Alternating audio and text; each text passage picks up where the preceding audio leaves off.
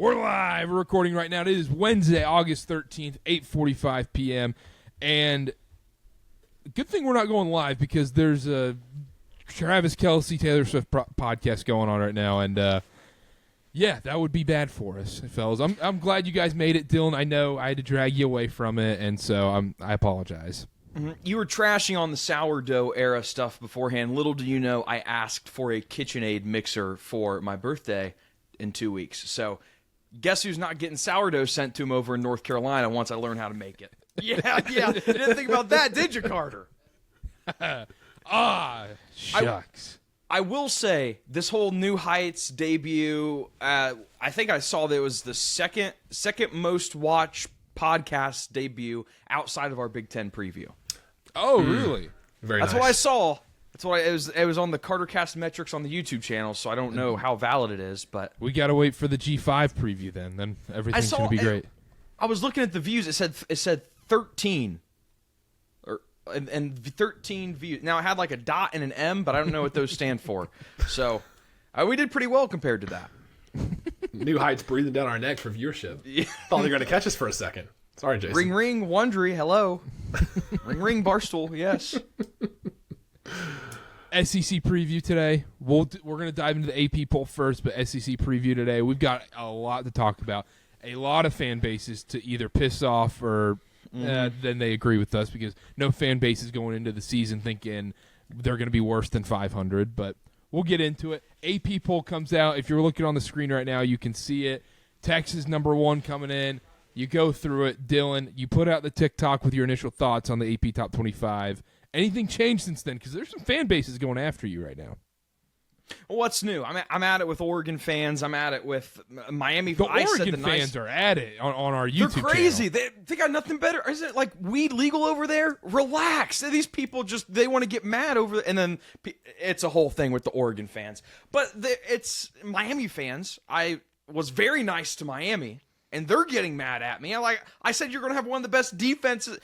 It's a whole thing right now. I'm making more fan bases mad than I thought I would be on August 13th. I get why you put Texas at 1. Here's my thought process. I'm not a huge fan of the preseason polls as it is because I think it influences too much come the end of the year. A lot of what is at the end of the year is based on where you started at the beginning of the year. Should we abolish it like the Big 12 did, or just do away with the AP poll? We just don't rank anybody? Abolish the AP poll? I got to be careful what I say, or Karter might cut it out. That's what I'll say. I need to be careful what I say about the Big 12. But Big 12, Karter, you can say whatever you want.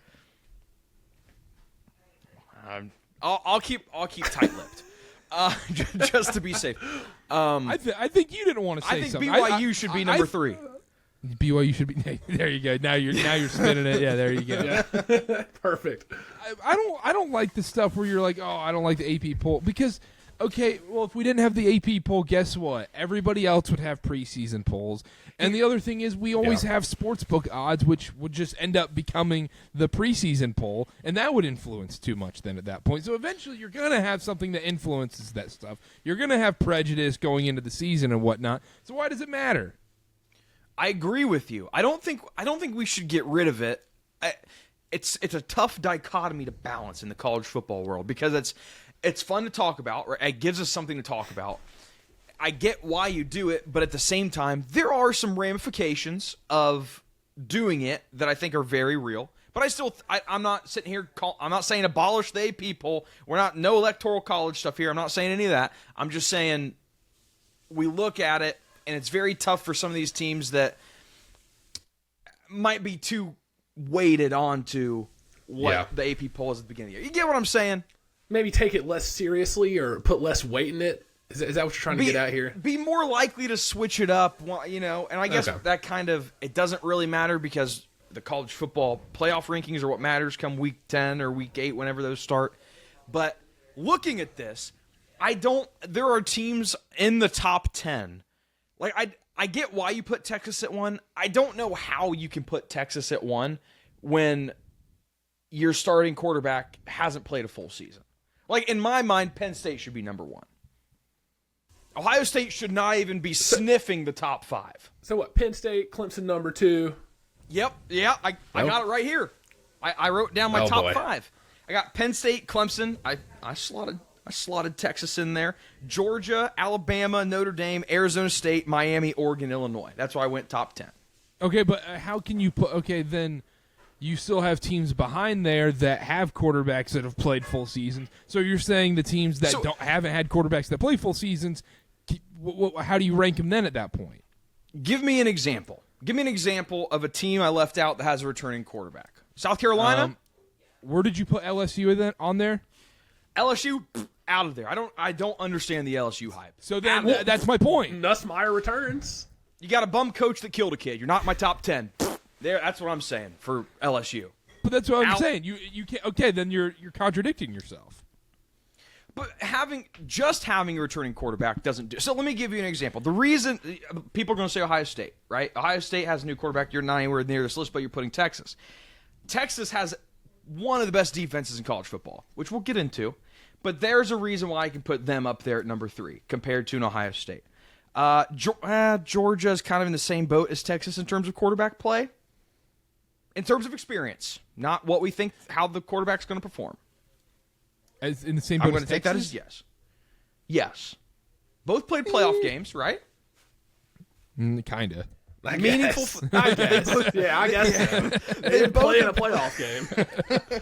Both have taken meaningful snaps. Arizona State, great defense, a lot of continuity. There's a good reason to put them up there. Great defense is a stretch. Good defense. Good defense is a stretch. Continuity's a stretch. Yeah, you're killing me here. And it's just how it all falls, right? So like I see this, and my initial thoughts, and you know what? People are going to say, Dylan, you're biased. Michigan. There's absolutely no world where Michigan should be 14. I'm thinking I agree. They have a ranking with a 2, if anything. So like anywhere from 20 to 25. SMU, Kansas State. My initial reaction is those teams shouldn't be in the mix. But then I look at the other teams and I'm like, who would be there?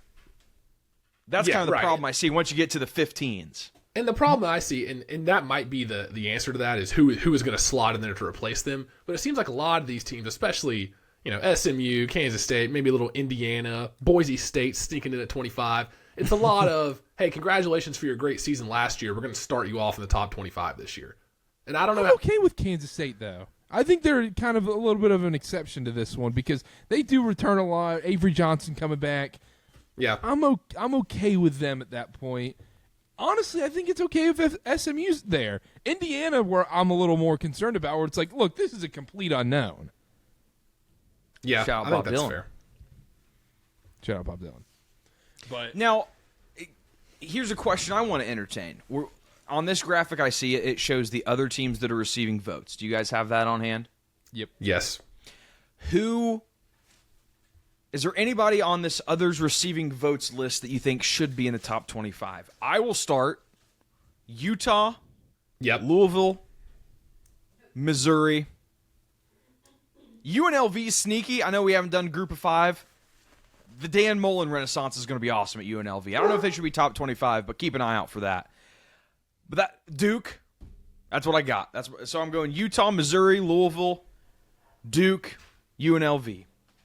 I think definitely Utah. I think Utah could be in the top 25. I think it's sneak in there. Karter, bias, buzz. Georgia Tech, I wouldn't mind seeing in there at 23, 24, 25. Yeah, I'm more so looking at who on the top 25 I would kick out of there, to be honest. And I mean, Boise State. What are we doing? What are we doing? I think I honestly think that's the most egregious thing on the top 25 is having Boise State at 25. Ashton Jeanty was that entire team.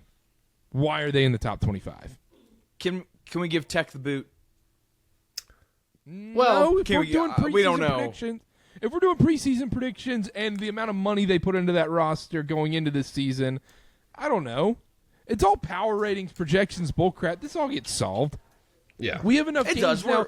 There's enough teams that make the playoffs now. It's not a BCS national title. It's not a 14 playoff. There's enough teams that make it now. It all solves itself. So the AP poll truly is meaningless at this point.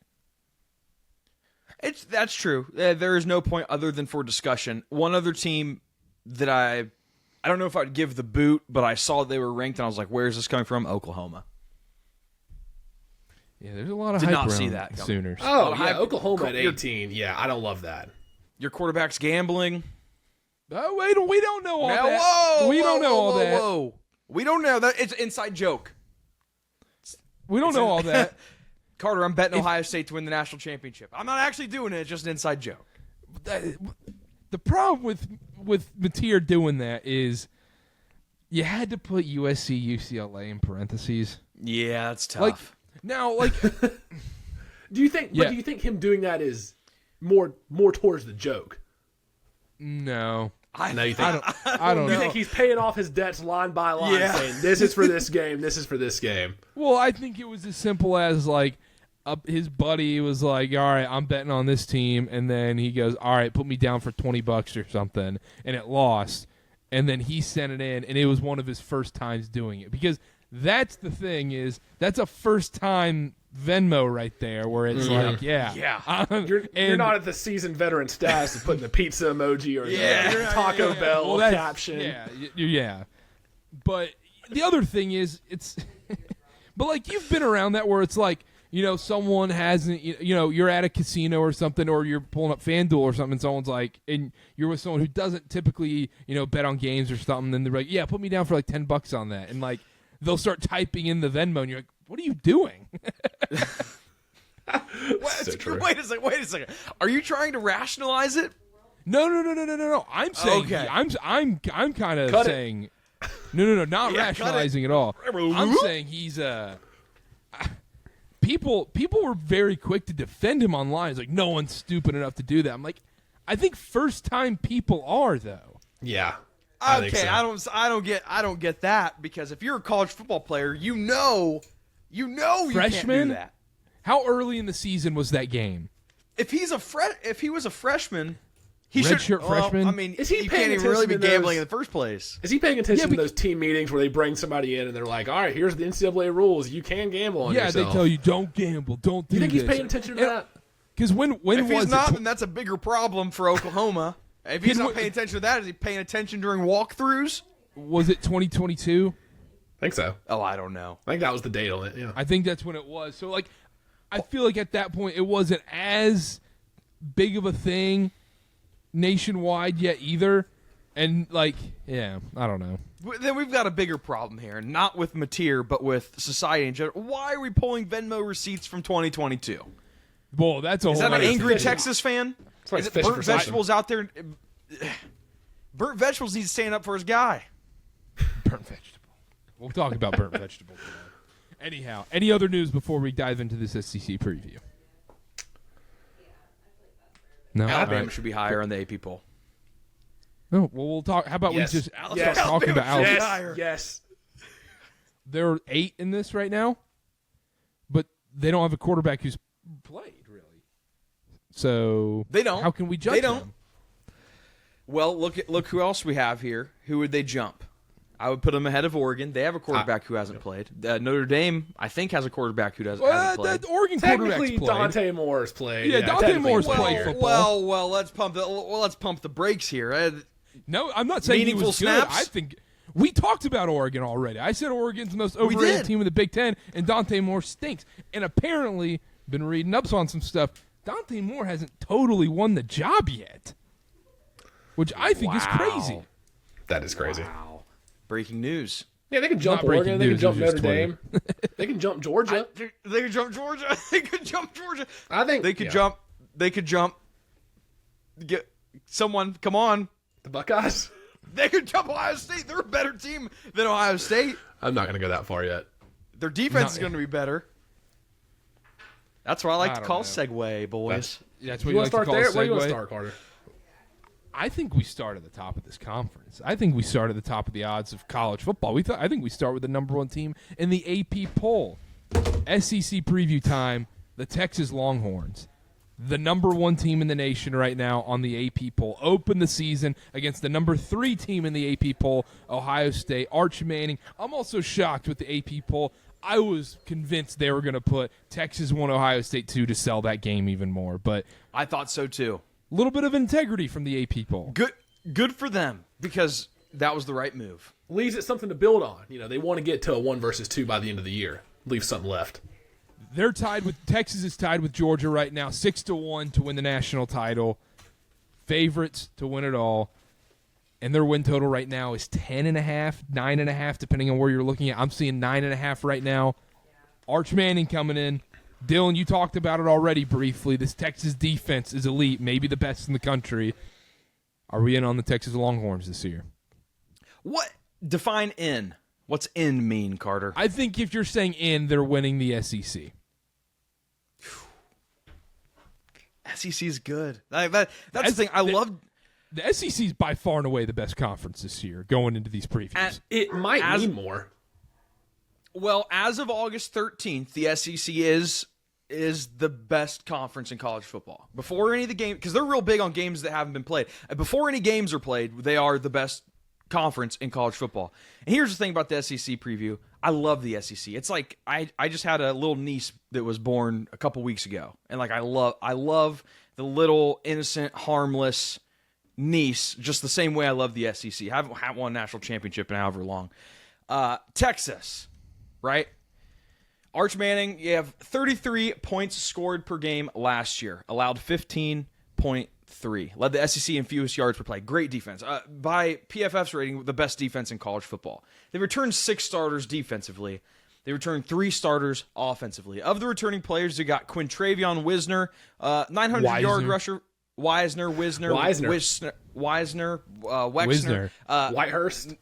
Whitehurst, Withers, 918 yards, 5 touchdowns, 86, almost 87 rated running back. You get Anthony Hill back, 82 rated defender, and you get Michael Taft, 90 rated defender, and great in coverage for a safety. I think the conversation around Texas, the defense is going to be just as good as last year. They're going to have one of the better defenses in college football. The question is, does Arch Manning come in and be the guy that he is promised to be? And I think that is where your thoughts about Texas is defined. It's very tough for me personally. We've had this conversation thousands of times on this show. You get a new quarterback. This situation's a little bit different because he has played meaningful snaps for Texas. Not the full-time starter, but has played meaningful snaps. Can you put a team number 1 that hasn't played a whole season? Me personally, I like to tamper the expectations and say, okay, everybody's hyping him up.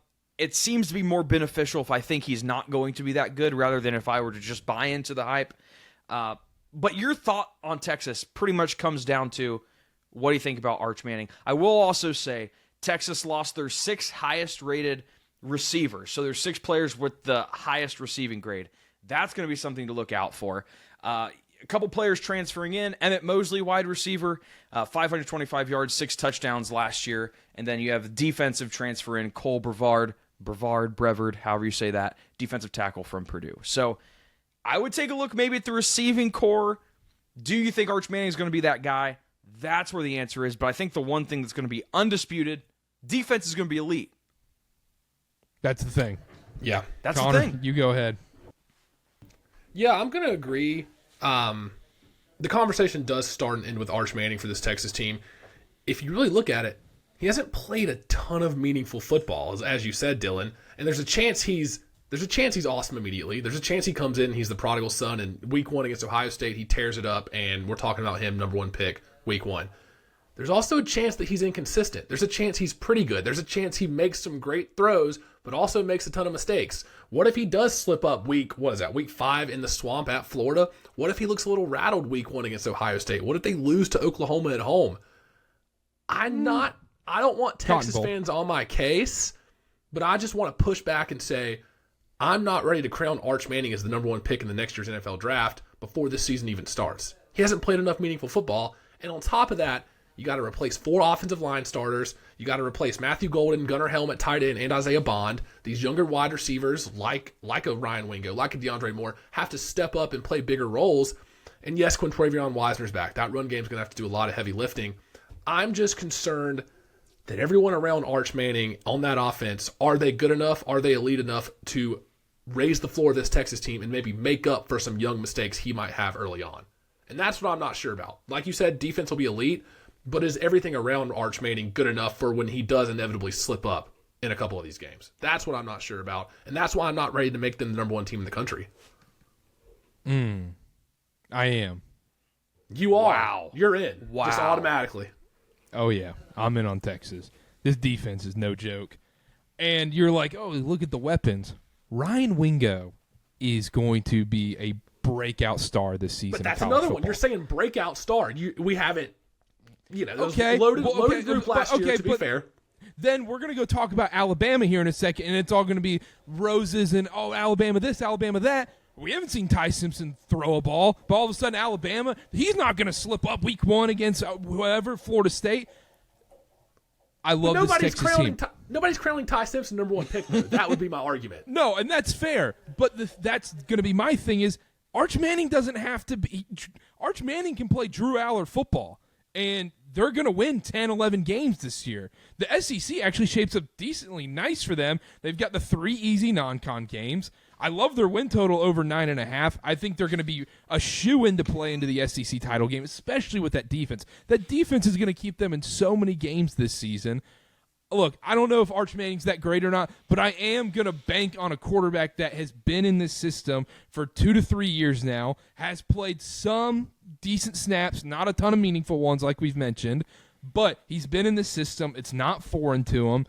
And my only reservation about this Texas team is not the weapons, not the talent, not the defense, nothing else other than is Steve Sarkisian going to get too cute when it matters most? That's what I worry about, because with this Texas team in the big moments of the last 2 seasons, Steve Sarkisian has tried to get too cute. Quinn Ewers may have been hurt last year. I don't know what the deal with him was, but Sark's play calling has been disastrous in big moments. That's what I'm worried about with this Texas team. They're going to win 11 games this season. I have no doubt. No. Yeah. I got bad news for you. Alabama's defense is going to be better than Texas's. If you want to talk about QB play, we can say whatever, but that's going to be the difference maker. Alabama's defense is going to be so much better. I also find it very rich that you make a comment about the 3 non-cons and just don't mention the Labor Day weekend game. Well, Ohio State, yeah. They're still going to win. They're going to win it, but yeah, I mean, you're the one saying, "Oh, Ohio State's they're not gonna good win. enough. They shouldn't be top 25." Sneaky. well, no, they just weren't in my top 10. That game's going to be low scoring. I could see like a 13-10 Texas Ohio State game in that one. Like that's going to be a sludge. I foresee 3 Texas defensive scores. Clip that one. I'm We're starting dead off hot. serious. I'm dead serious. Save that for week 1. Save that for the week 1 preview. We'll get there when we get there. So let's go. You got 9.5, right? Just real quick for Texas. I'm looking like at the minus schedule 200. for over 9.5. Yeah, It's like minus 190 right now on FanDuel. Sneaky Texas A&M, Georgia. No. I don't see him losing to Florida or Oklahoma. Okay, so maybe that's not bad. Maybe that's not bad then. 9.5. Like I said, the SEC shapes up really nicely for them. If they Yeah, this is one of the easier SEC schedules. It is. And that's my thing with this defense. Arch Manning might not be asked to do that much, and if he is that good, and if he is number 1 pick worthy type player, then all of a sudden this team's without question the best team in the country. It's going to be a plus 200, plus 150 title favorite as the season goes on. I'm scared of this getting clipped off and Texas fans targeting me instead of Dylan, but I think they go 9-3. I think there's a slip-up game in there. I think. Where? I don't hate. This is a spoiler for the rest of the show. I think that last game Friday night against Texas A&M. I think that's a slip-up spot. I think that might be a loss, unfortunately. Even if they beat Ohio State, I think Georgia game's a tough one, and Florida. Say what you want about Florida, in the swamp is not easy. So I don't know. I could see 10-2 is probably more likely, but I don't hate 9-3 for this Texas team. I know that pains you to listen to, Carter. I'm in on Texas. I love this Texas team. They're winning the SEC. Dylan, what do you think? Wow. Record-wise. Going through this schedule, I mean, Karter is right. This is one of the easier SEC schedules. I think they beat Ohio State. At Florida is going to be a tough one. We'll give a coin flip there. Texas A&M, I think they'll lose. I think if you're trying to go... What? under 9.5 wins, you have to bank on Texas A&M, Georgia, Florida. You got to bank on Ohio State, if to be completely honest, if you're going 9-3. That's what I'm saying. If Texas comes out week 1 and beats Ohio State, they're winning 10 games. That's very tough. If they beat Ohio State, I would be shocked if they don't win 10 games. But I don't know. I see a couple, and I'm not big on Oklahoma. We're kind of writing off Oklahoma too. I'll write off Oklahoma. What do you guys make of the Texas argument right now that, the people that are hating on Texas, that if Arch was that good, why wasn't he playing over Quinn Ewers last season? Quinn Ewers had a down year last year, and I don't think anybody expected that. That would be my case. And at a certain point, when you become a contender like Texas was, you can't make that change week 7, right? So you look at Quinn Ewers' stats from just 2 years ago versus what he did last year. That's one of my takes. I wish I would have held on more to. I just let it go like a loser. But too early. He was much better 2 years ago than he was last year. So you can't fault them for making a decision at the beginning of the year to go with Quinn. And then I think the fact that we saw Arch in packages was very telling. And I think that's the most they could get him involved. You can't just make him the starter halfway through the year when you're competing for a national championship. I think that's fair, but let's not act like Quentin Ewers had a horrible season by any stretch of the imagination. Sure, it might have been down from the year before, but this team was still in the college football playoff semifinal. They had the best defense, and yeah. True. Okay, but if you put Arch Manning in week 2 on or week 1 on, is that going to change anything? I'm not sure. They probably would have still been playing in the college football playoff. I agree with that. That's what I'm saying. It would have. I don't know. What's the difference? Know. I've never played at that level. I don't know what signal it sends. I've never played football in general. Commenters are going to have a heyday with that. No way. I don't know how much the continuity at that position. I understand the defense is different than the offense, obviously, but it does feel like sending that signal of uncertainty in your starting quarterback probably is not the best thing to do when you're in contention for a national championship. If I had to guess. And also on top of that, I think Quinn Ewers, his injuries have caught up to him. And I think it's not as much maybe how hurt he was at that point. I think the injuries, he lost his confidence. Yep. Yeah. Some of those throws were just inexcusable. And you look back 2 years ago and you're like, what happened to this guy? And he had really weird shoulder and arm issues that obviously affects you as a quarterback. And he already kind of throws a weird style of football, but look, and at the minimum, Arch can do it on the ground this season. I think Wisner haven't.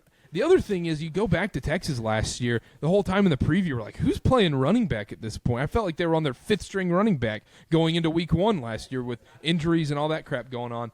They have continuity there. They're so good in the trenches. This Texas team, I love them. I love them. I think they're going to be playing for the national title. I'll just say this. For Texas to be elite, that run game is going to have to be elite. And maybe even better than last year. And with 4 new O-line starters, I have no question it'll be better than last season. It was pretty good last year. And that's what I'm saying. With Arch Manning being able to run the ball with his legs, Quinn Ewers, you're not really that worried about him. He could scramble a little bit, but yeah, and I think that's fair. And the last point I'll make on Texas, you guys are right about the defense. They were 2nd in NCAA in scoring D last year, 4th in opponent yards per game. They were great in the red zone too.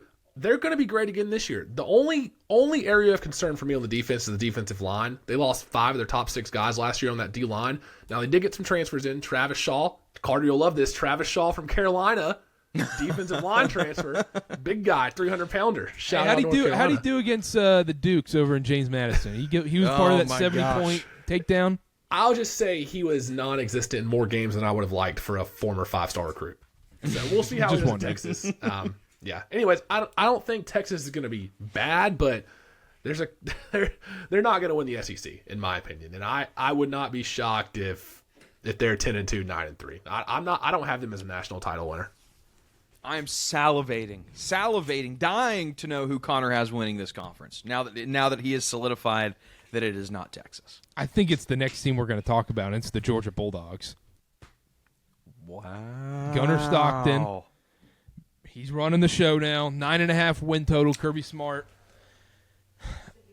Georgia Bulldogs. Connor, talk to me.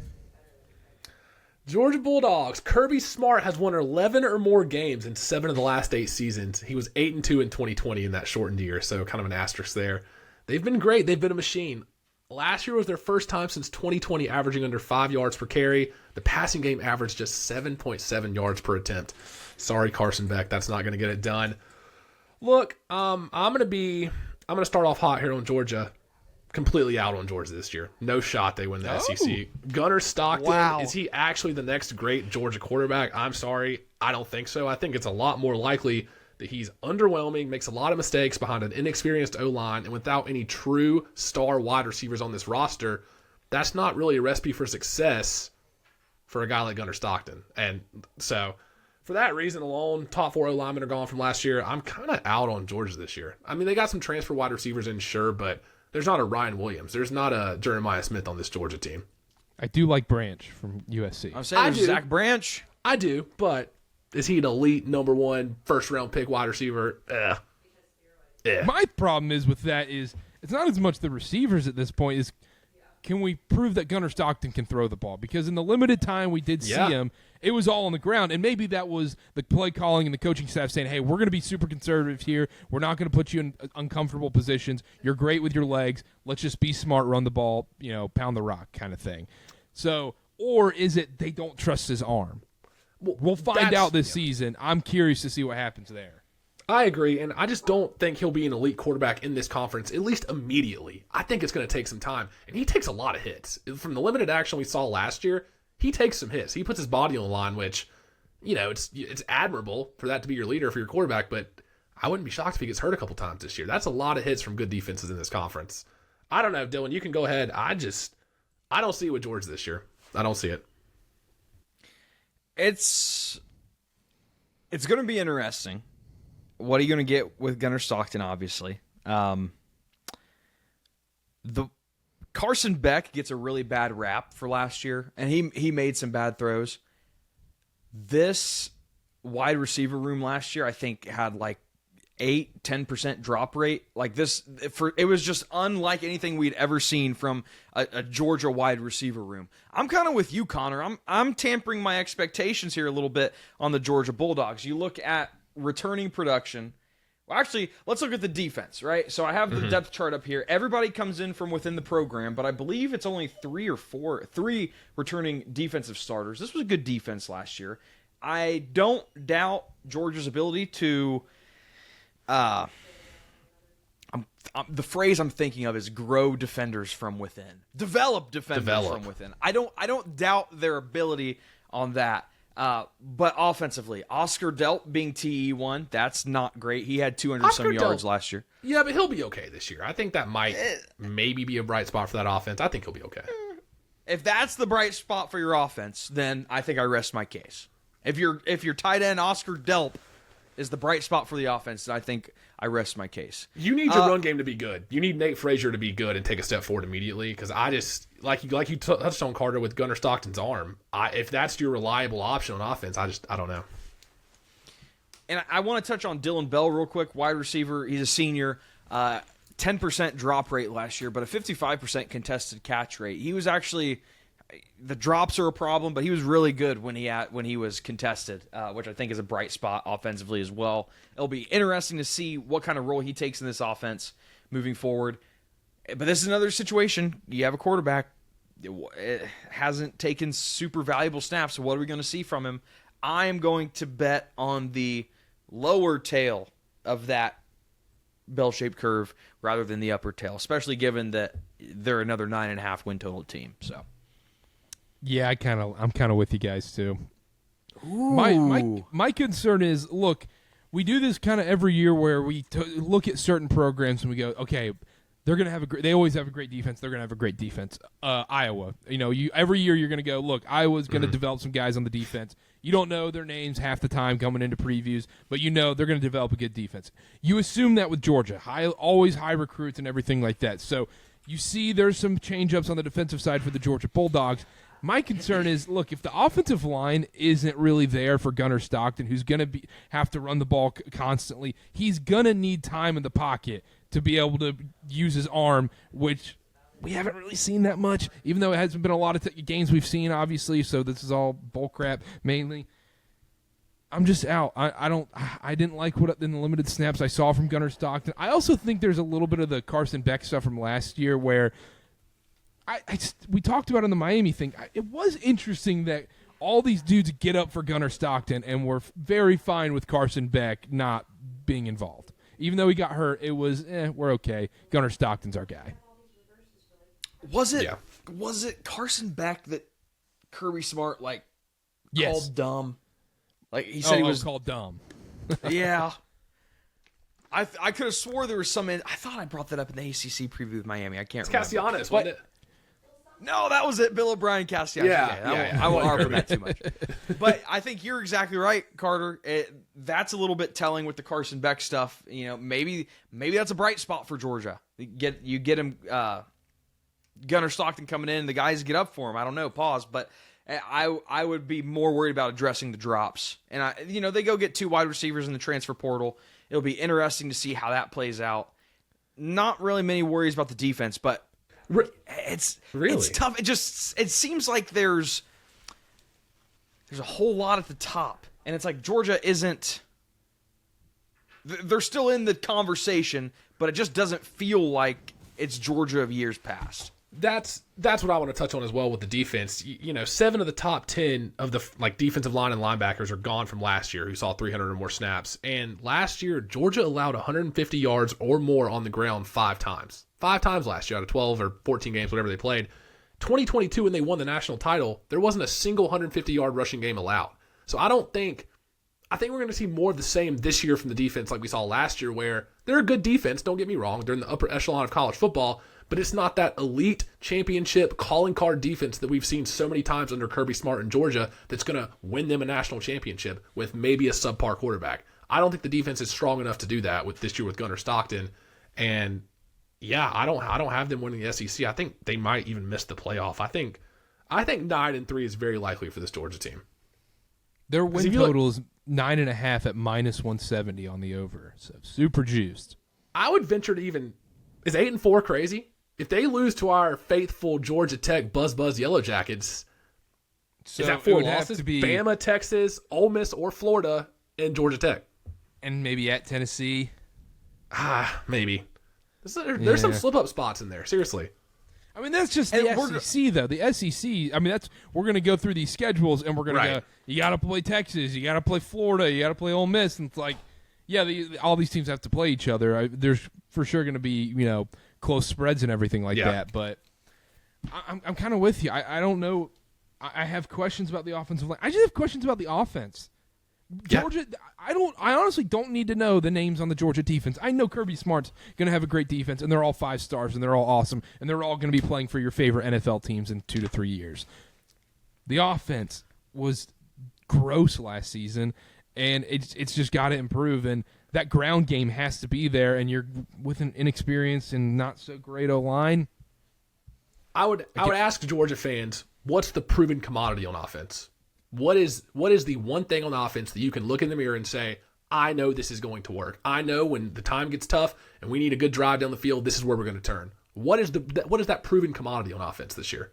Gunnar Stockton's legs. And is that going to win you a national title? Is that going to win you the SEC?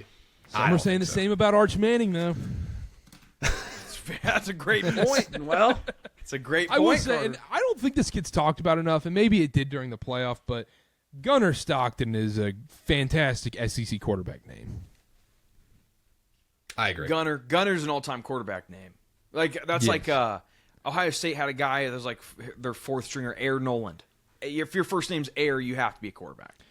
Now, when I first heard Air Noland's name, I thought it was Aaron Nolan. I'm like, isn't there like a sports reporter that she has the same name as that or something like that? I thought it was Aaron Nolan. So I'm not gonna lie, it was like 2 years into hearing him like out of high school, and I didn't see tweets or something. It was like watching a podcast clip. I'm like, who is Aaron Nolan? Like that, whatever. But anyhow. It's very interesting, real quick, before we move on. You had mentioned something about Georgia's defense, and they just like produce guys. You don't know their names, but you know they're going to be good. You will by the end of the year. You will by the end of the year. They're going to be playing on your favorite NFL team, or you're going to see their mugshot on social media for drunk driving. Oh my gosh! Yeah, Kirby drives a That's hard what it is. bargain I'm there just in saying Georgia. that's what it is. The biggest op for Georgia is no team on their schedule. It's a 40 in a Mercedes. It's that double yellow running down the middle of the highway. It's like that Eminem song. I just drink a fifth of vodka. Dare me to drive? And they're listening to it, and they think it's legit. It's not okay. Alabama. Can I go on record? Can I go on record? Can I go on record? Can I go on record? Drunk driving is bad. I just want to get that on record right now. Everybody agree? It's funny how this got cut up, and all of a sudden it just said Dylan approves drunk driving. Yeah, Karter just cut a soundbite out of this. Dylan advocating for that. All about cutting, don't you? It was interesting that Dylan was very willing to edit the Big Ten preview all of a sudden. Maybe you want to make sure stuff got kept in there. What are you talking about? That's pure unfiltered Big Ten talk. Alabama. Alabama's plus 470 to win this conference. Kalen DeBoer, year 2, went 9-4 last season. Jalen Milroe gone. Hello, Ty Simpson era in Tuscaloosa. Ryan Williams back. Alabama. Dylan, you said this is the best defense in football this year. I think this could end up being the best defense. Well, I don't think the best defense is coming from any other conference. So, I guess probably could be the best Big defense. Ten, Big Ten defense is weak. That's what I'm hearing. I don't know. I don't know what defense in the Big Ten is going to rival what Alabama and Texas are going to do defensively. Maybe that team in Columbus? No, absolutely not. It would not be that team in Columbus. Matt Patricia. Just throw it bait. Karter's just reeled him in. That's the problem. That's the problem when we talk about Ohio State is every time you just talk about the defense, no one has a comeback to Matt Patricia. It's the ultimate trump card when you're talking about Ohio State because no one's going to talk positively about Matt Patricia, even though he could very well do a good job this next season and do a fine job in college because you're working with great talent at Ohio State, but it's Matt Patricia. Matt Patricia, we need to get Ben back on here. Matt Patricia set the Lions back however many years. A decade. That's a whole nother thing. Now we're getting to the NFL previews. Alabama, last year, 33.8 points per game, 17.4 points per game allowed. I believe the 8th best defensive rating, according to PFF. You return 8 defensive starters. You return 6 offensive starters. Of the offensive starters, I would start with Ryan Williams, the best wide receiver in college football. Is it Jeremy? Whoa. Time out. Ryan Williams is not the best wide receiver in college football. Oh, uh-oh. Did I say that? Yes. You did say that. Oh, that must have been a slip. I'm sorry. Wow, this is awkward. Oh, man. Who could be then? Samaj Morgan? Jeremy Bernard, he's coming back. This is a team that has a pretty good amount of continuity. I'm looking at the continuity on the defensive side of the ball, though. I think last year, a couple growing pains. You get Kalen DeBoer that comes in, kind of like the Brian Kelly treatment coming into LSU is like, I think a good coach, just maybe not really a fit, and maybe that'll figure itself out. But I think it's going to be this year if it does.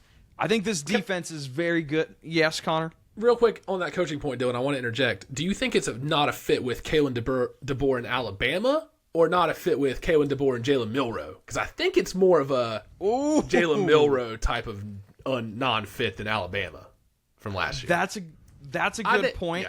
Yeah. And it's tough because I'm a Jalen Milroe truther. Still am. Go Seahawks. I'm not. This year for Alabama will be really telling. And I have Alabama fans in my sphere. You can tell that this 9-win season kind of shook them to their core, losing the bowl game to Michigan. I guess they're used to that. But it's a bit different than what Alabama's used to. And I do think this defense is going to be very, very good. The question is going to be, like all the other quarterbacks we talked about so far, is what are you going to get from Ty Simpson? But I do think this defense is going to be the best defense in the SEC. Texas is going to be very close, But you know how much I love defense. Alabama would if you gave me Alabama, Texas, Georgia, which team's going to have a better season? I would say Alabama out of those three. Give me Texas on that point. But then with the Alabama thing, you know what sucks about this? With Georgia, Texas, we have glimpses of Arch Manning and Gunnar Stockton.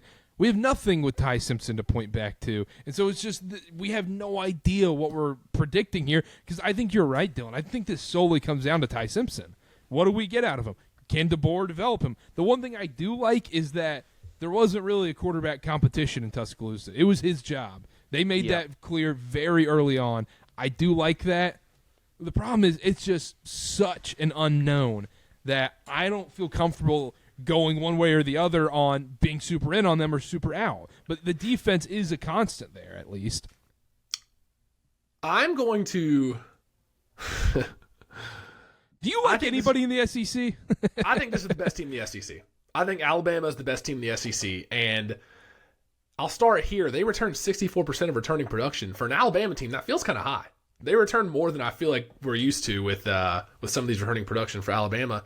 I'll start here. Following Nick Saban is damn near impossible, and Kalen DeBoer did a pretty good job in year one. Sure, there was a couple games that could have won, but the fit with Milroe just wasn't there for me. It's a lot different than how he was with Michael Penix the year before. Milroe and Penix are two very different players. Jalen Milroe threw 11 picks last year, but had 20 rushing touchdowns. Michael Penix is the complete opposite of that. So I just feel like it wasn't a happy marriage there. And for whatever Ty Simpson is, we haven't seen him really play meaningful college football at all. I think he'll automatically be a better fit than Jalen Milroe was with the coaching staff. And I don't necessarily think he's a better player than Jalen Milroe. It's just for what this coaching staff wants to do, what we saw DeBoer do at Washington with Michael Penix. I think Ty Simpson's going to be a better fit for that mold. You two gentlemen, though, weren't very high on Jalen Milroe. So if Ty Simpson is not better, it feels like, Connor, you're saying that Alabama's the best team in the SEC, but the quarterback position is not going to be better. Well, I can't come out and say Ty Simpson's better than Jalen Milroe because we haven't seen him play. And timeout. We weren't in on Jalen Milroe being the Heisman. Yeah. I feel like we had very different conversations than that at certain You were points saying last year. Jalen Milroe was going to be the Heisman.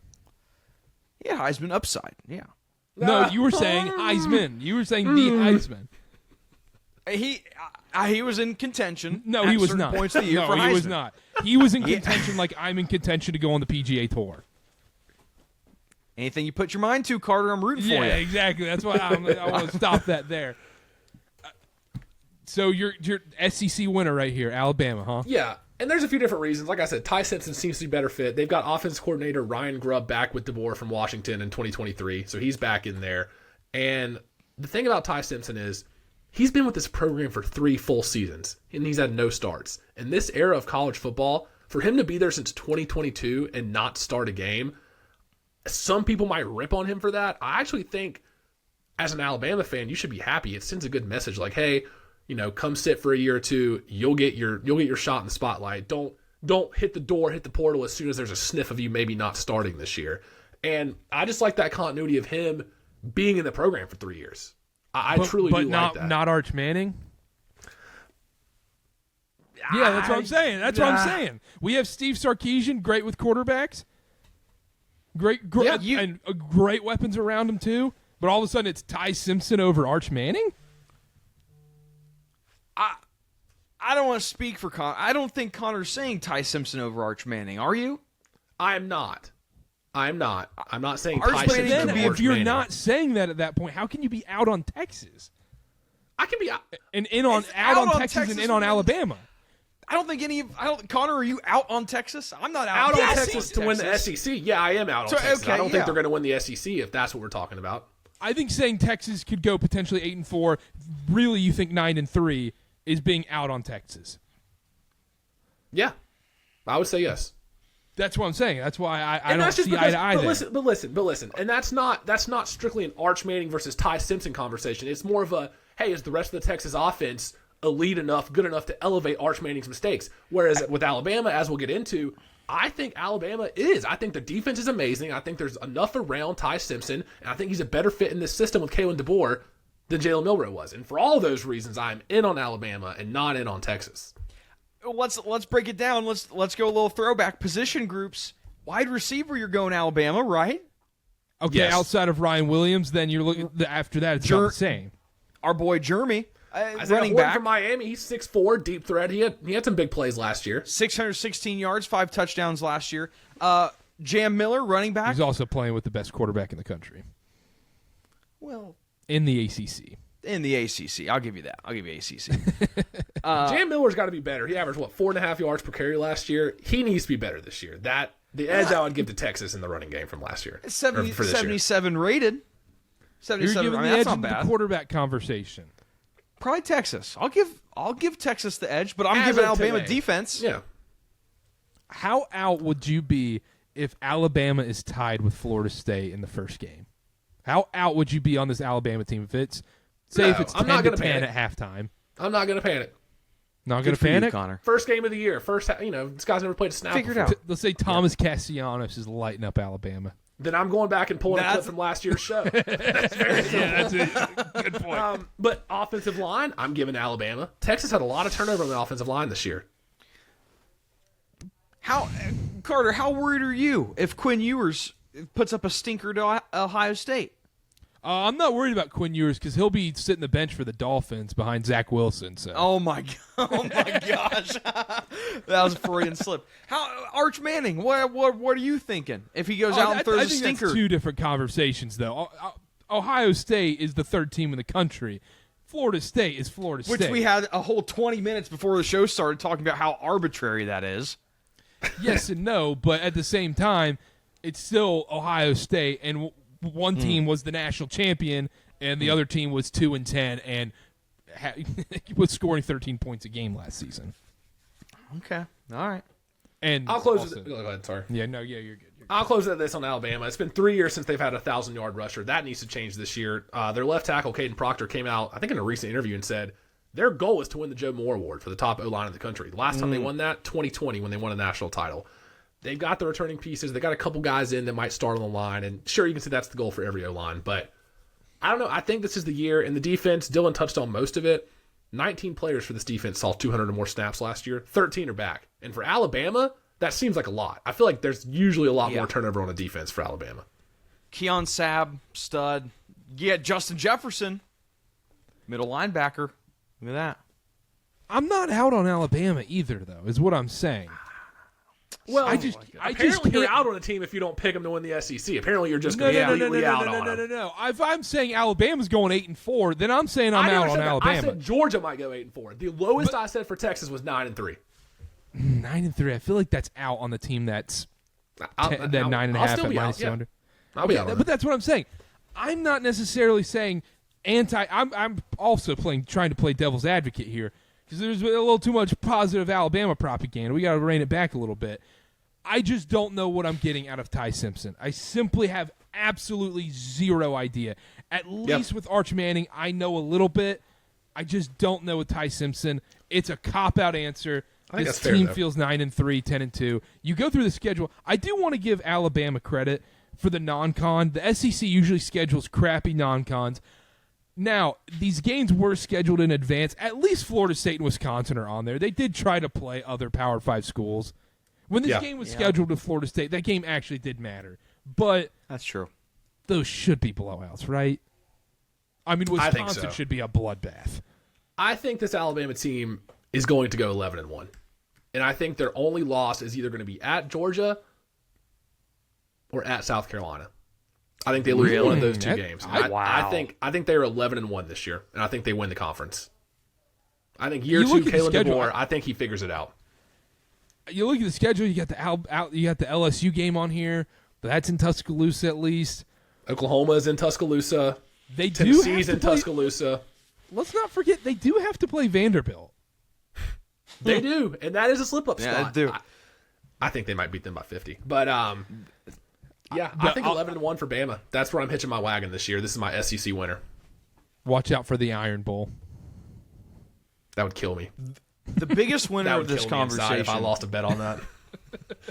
The biggest winner of this whole conversation. This is a throwback. Roll Tide Roll Brooke on TikTok. Rest in peace, potentially. Bama's back, baby. Yeah, I don't You're know 2K where with the to go. board. Come on. Roll Tide. You're saying there's no way? What, Dylan? There's no telling what she's up to nowadays. Yeah, Roll Tide broke. Almost I was a mean, guest on the show. I tried. She had her chance. I tried. I tried. But anyhow, We're let's too move big on. now. Let's go to LSU real quick. LSU 6-1 to win this conference right now. Brian Kelly, another year in, another year where he doesn't seem like a great fit, but you know what? He still brings in good players, and still somehow Brian Kelly is weirdly in the James Franklin part where he's at like the James Franklin part where before the playoff expanded, where it's like, all right, it's time to make the playoff, dude. And then Penn State had the perfect opportunity. Now it is for LSU. Garrett Nussmeier back. LSU, where are we going, Dylan? LSU, man, 30.5 points last year, allowed 24.3. Garrett Nussmeier comes back. You have Brian Kelly. You got Caden Durham coming back, running back, 692 yards, 6 touchdowns, no fumbles on 128 attempts, which is impressive. Aaron Anderson, who's their top-rated receiver, back. Whit Weeks on the defensive side of the ball, pretty good pass rusher. And you got a couple other defensive players. Ashton Stamps I have here, I just put average. And safety, Jordan Gilbert, I put bad. That's what I put for their stats. Average and bad. Here's what... I don't understand the LSU hype this year. Outside of quarterback, I don't understand the hype. And I'm going to need someone to fill me in here. I don't know if any of you guys are willing to do that, but I'm looking at what they're returning and what's coming in. I mean, I would think you have to bank on Nussmeier having a Heisman level season for things to rationalize being the 9th ranked team in the AP poll. That's my thought process. I think it's a quarterback that we know. They go 9-4 last season. They basically bring the band back together. You would think they just naturally improve and become a 10-win team. Okay, so that's a great point. 10-win team. That's what LSU has been in the Brian Kelly era. A 10-win team, right? That's it. So I don't know why I think we that's think okay that changes this year. The 10 way that I'm wins is seeing you're in the everything, it's like 10 wins, you're in the playoff. I mean, you're not. Especially if you got an SEC beside your name. Yes. That's very fair. I just see a lot of people writing this LSU like the 9 rating for the AP poll. I was astonished that LSU was up there because you look at what LSU's done in the Brian Kelly era, and it's a couple 10-win seasons, which is good. That's not bad, but I don't even have the national championship odds on me right now, but I do have the SEC odds. They're plus 600 to win the SEC. I think they're 4th right now.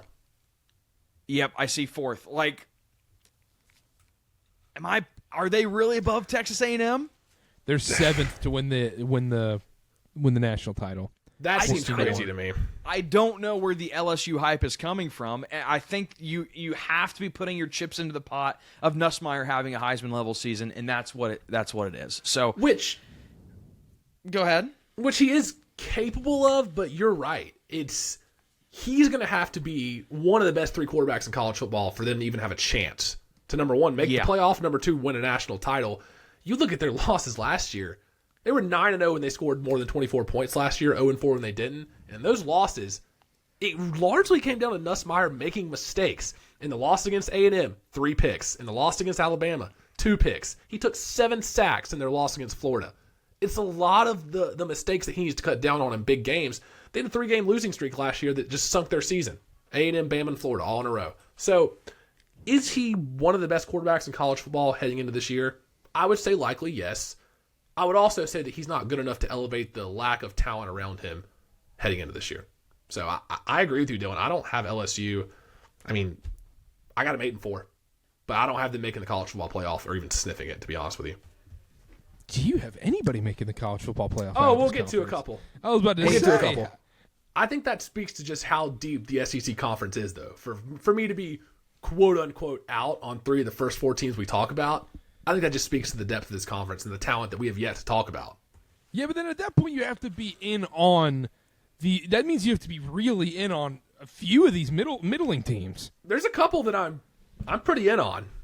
Oh, we'll get to that, but still with LSU right now, I do think Aaron Anderson could be the next great LSU wide receiver that goes to the league and becomes a first-round pick, big-time player and everything.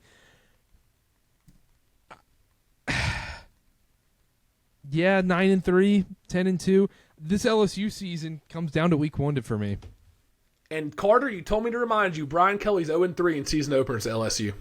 Ooh. You did. I did tell you to remind me.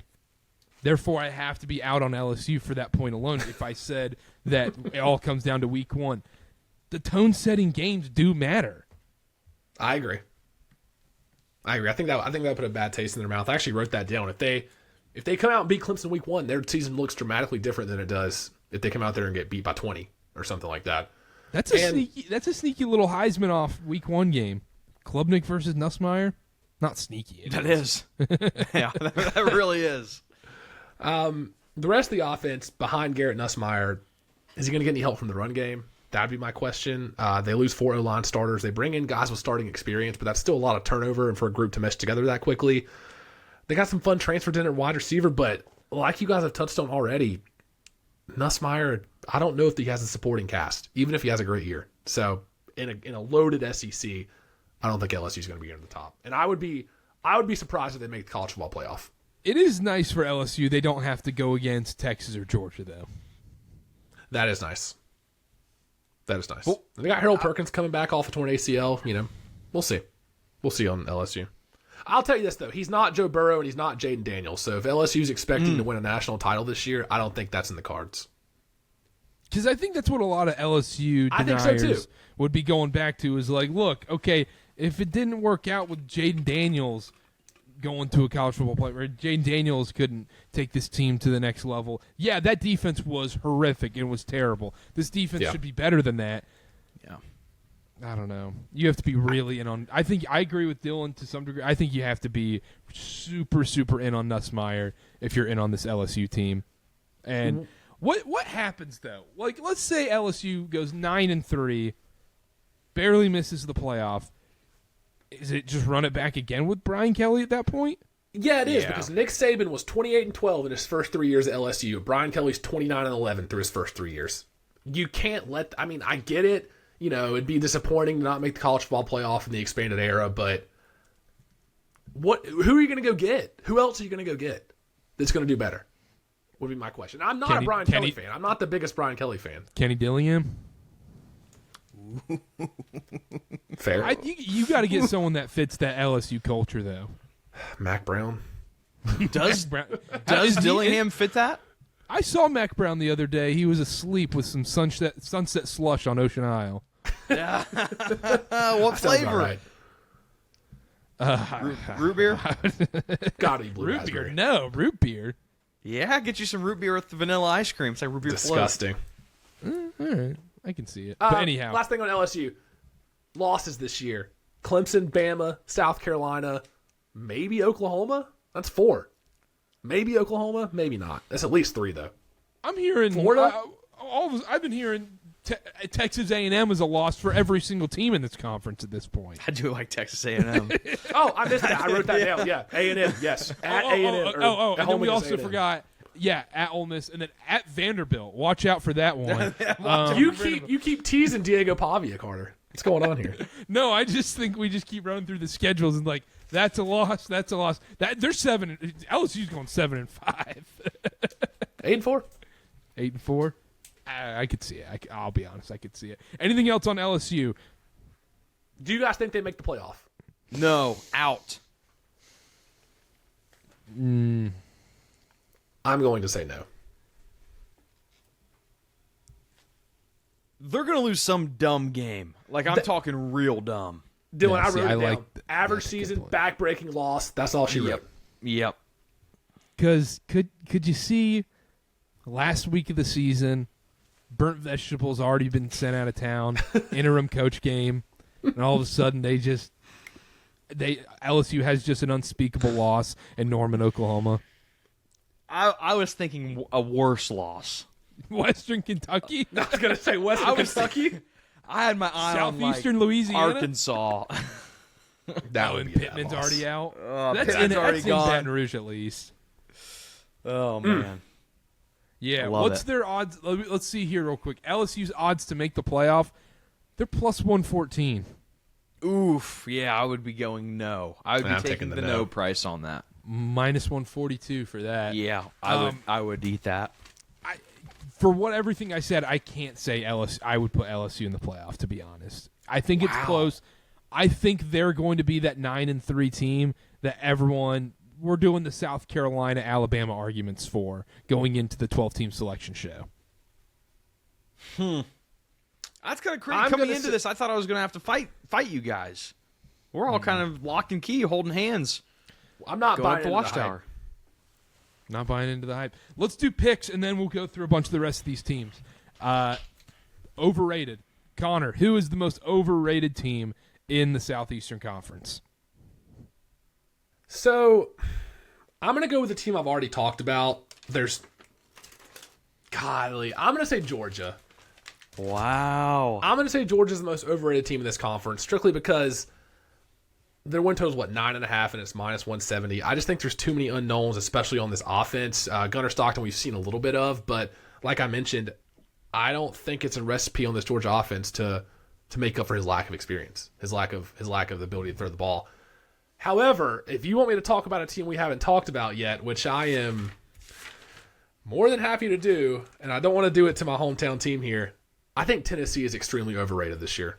I think Tennessee is extremely overrated. I think they're, 8.5 right now is the win total, which, nobody's picking them to win the conference, but we're penciling him in for 9-3 in the SEC. Joey Aguilar, I like him as much as the next guy from App State, but I don't. I think the SEC is about 10 steps up from the Fun Belt. Nah. Have you ever won on a cold Tuesday night in Boone? I don't know. They only returned 3 starters on offense. Running back by committee is likely going to work for them. They've got 3 pretty good backs with Deshaun Bishop, Peyton Lewis, and Star Thomas from Duke and NC State. The O-line worries me. 4 starters gone. Their leading receiver from last year is Chris Braswell. He had 29 catches for 300 yards and 2 touchdowns. He's a junior. Every other wide receiver is a freshman or a sophomore. No experience at the wide receiver position. You're going to have to rely on the run game. And behind an inexperienced, brand-new offensive line, I don't see it for this Tennessee team. And Joey Aguilar, for as exciting as he was at App State, I think we're going to see a lot of mistakes from him this year. And I don't think he's starting by the end of the year. Now, a few things. One, I agree with the O-line point. That scares me. Dylan Sampson carried Nico in a lot of big games last year and made him look a lot better than Nico might have been, honestly. But is losing the wide receivers a bad thing? Because they sucked. It's not. It's more the how young the group is this year. It's a lot of freshmen, a lot of sophomores. I think there might be some growing pains. I don't see anybody that they got in the portal that's going to come in and immediately be a number 1 wide receiver. The other point I would have to back Tennessee, Nico wasn't great in the air. What if Aguilar can kind of throw a nice little deep ball? Heupel wants to get back to that Hendon Hooker thing, and also we've seen Heupel revive transfer quarterbacks like this. What if this was really a Nico problem? Dylan? No, I think that's a question for you, Connor. I think that is fair, and I think Joey Aguilar might fit the Josh Heupel system perhaps better, but talent for talent, you guys aren't going to sit here and tell me that Joey Aguilar is better than Nico was or is. He's not. He is not. Ooh. He is not. We were talking about Nico for Heisman until him and his dad blew up Knoxville and left. We weren't talking Nico for Heisman. The Arkansas game. We were talking Nico for Heisman. Nico for Heisman. That was Pearl Harbor. It was over at that point. Nico for Heisman. The Arkansas game. But coming into this year, all of us were like, "Oh, next year Nico for Heisman. That's going to be our early preseason pick." All of us said that. So I for sure. It's true. I did say that. But is that more of a Heupel thing than necessarily the quarterback? Well, he's not going to win the Heisman at UCLA, so I guess maybe. And then my other question would be, so their win total is 8.5 right now, I think. Yep. Give me 4 to 5 losses on the schedule. I do see 5 losses. I see Georgia. I see loss to Georgia, even though I'm out on them. I do think they lose to Georgia. Loss in the swamp at Florida. Loss at Bama. And then Oklahoma, I think, could be a loss, That's as much as what I don't I'm want to saying. say it.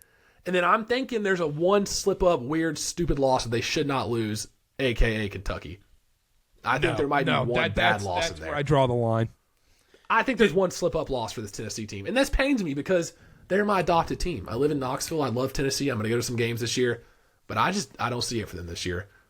That's where I draw the line because Kentucky sucks. And They're going to win one stupid game, though, Kentucky is. They're going to beat will win one good team. stupid game, but I don't think it's that one. It could be a Mark Stoops save your job game. Yeah. And look, the defense is going to be the strong point for Tennessee. Even though they lose James Pierce, there's a lot of guys coming back for Tennessee. McCoy still working back from injury, but he's going to be one of the best players on that defense. I will say, Boo Karter at safety, I think he's rejoined the team, but there's been a lot of, he's late to practice. He's not with the team. He is with the team. And that's one of their better defenders. So there's rumblings he might be suspended week 1 against Syracuse. I don't know. There's just not a lot of positive buzz coming from Tennessee for me. I think the run game will be strong, but I don't think it'll be strong enough to make up for that O-line inexperience and lack of receiver weapons. So, And which is I fair. guess Tennessee would be my overrated team. Dylan. You're wrong.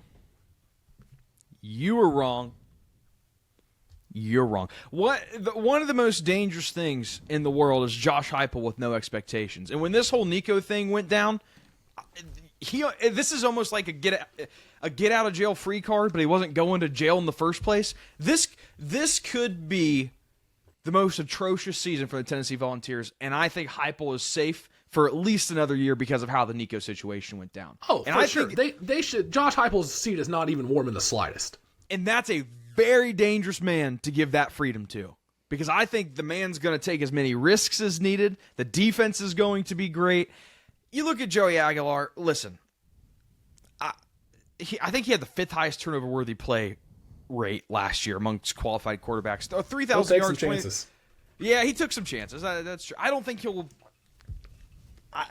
Dylan, he's learning his third playbook in a year. He was at UCLA learning a playbook there. This is his third playbook in a year's time. Maybe he's a quick learner. We don't know that. Maybe he is. But who knows? I see what you're saying. I think it's not. I don't think this Tennessee team. I feel like a lot of people are riding off this Tennessee team. I don't think it's going to be just an easy ride off. Now we might know by week 8 what we have with this Tennessee team, but we sit here. The defense is going to be very good, like we've already talked about.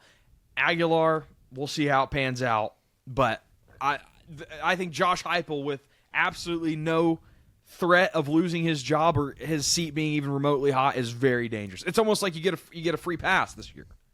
I would love to be wrong on this, but I have to speak from the heart here and tell you what I really think. Yeah, I mean the 4 non-con games they have, and spoiler alert, Syracuse is going to stink this year. They might be at the bottom of the ACC. Can anybody name Syracuse's quarterback off the top of your head? Yeah, Steve Angeli from Notre Dame. Exactly. Wow. Ball knower. Yep. Ball knower alert. Yeah. Should we keep going overrated teams or anything else on Tennessee? What do you think on Tennessee, real quick? Tennessee, I think they go 9-3. I think the schedule shapes up very nicely for them. And It does. I'm kind of with Dylan with the Josh Heupel, no expectations. His job security's fine. The only thing, even if he has a Mike Norvell season, he's not getting kicked out of there. He could go 2-10, and it doesn't matter. So, and I still go back to, and this is a dangerous game you can play with the transfer portal. I still like to go back to this dude revived Hendon Hooker into a legit quarterback and got him into the NFL and almost won him the Heisman during that season. Now, the wide receiver room concerns me. The offensive line concerns me. I see Tennessee as absolutely no threat to win the national title. I don't really see them making the playoff either at that point. But I think a lot of people are down on this Tennessee team, and I think it's time to zag on the Volunteers. I respect that. I see more of an 8-4, 7-5 year coming up, and then maybe next year is when 7-5. we start making What some are the noise. 5 losses? I mean, I told you. Arkansas. Bama, Georgia, Florida, Oklahoma, and then one stupid one, Kentucky or Arkansas. One dumb loss. I could see 7-5, probably 8-4. I have a fun fact about Tennessee. They're the last major team to finish unbeaten, untied, and unscored upon in a regular season. You want to hear those again? unbeaten, untied, and unscored upon. Didn't allow a point the whole year. 1939. Yep. Wow. Damn. Big year. Yep. Big year Until for Alabama Dylan. does it this year. Alabama does it this year. Facts. For my overrated team, I wanted to pick Alabama so bad, but I can't because I do like everything around the quarterback. It's the Georgia Bulldogs. Put it on the graphic. Now, this is how I don't want to sit here and go Georgia's going 7-5, that kind of overrated. But when they're tied to win the national title as the favorite right there, I got to put the Georgia Bulldogs in that position because I think they're a 9-3, 10-2 team. I don't think they're winning the national title this year. I think Georgia's overrated. Dylan. Overrated. We talked about this team already. I'm going LSU. The fact that they were rated 9th in the preseason poll was astonishing to me. We didn't really talk about their defense. Their defense was like a 68th rated unit last year, and they returned a lot of guys from that unit. They made a couple changes in the transfer portal, but not buying into this LSU team. Nussmeier's going to have to be peak performer on this team. Not buying into it. Okay. I like that. I like all those answers. Sleeper/underrated Connor. This is where it gets fun. This is where it gets fun because this is a team that we haven't talked about yet, and I've been out on the majority of teams we've talked about. Dylan, I don't know if we're in lockstep here or not. Yeah, we are. Yeah. Almost. It's Texas A&M. It's Texas A&M. No, we're not. We're not. No, we're not. Texas A&M is my sleeper here. Look, they've only had one double-digit win season since 1998. That's a little discouraging. But Marcel Reed, he looks like the real deal. He had 15 touchdowns, 6 picks last year as a true freshman. I think he had, 633 non-sack rush yards, 7 touchdowns, completed 61% of his passes. He was among the 17 SEC quarterbacks that had at least 150 dropbacks. He was 4th in success rate, 3rd lowest sack rate. He showed flashes last year, even with that weird Connor Wegman splitting time type of deal. I think with him as the full-time starter and a rock-solid run game behind him with senior running backs Amari Daniels and Le'Veon Moss combined for 1,400 yards, 18 scores last year. Ruben Owens is also there as a sophomore. All 5 O-linemen back from last year, all juniors or seniors. Their average size is 6'6", 333 pounds. Reed and company are going to have room to run. Reed and that backfield are going to have room to run. Wide receivers are going to be new. They lost their top 5 targets from last year, but they've got the one blanket possession guy, Casey Concepcion from NC State. He'll be there on the slant routes. He'll be there on the out routes. You need a 3rd and 4 completion. He's there for you. I love this Texas A&M team. The defense just needs to be good enough.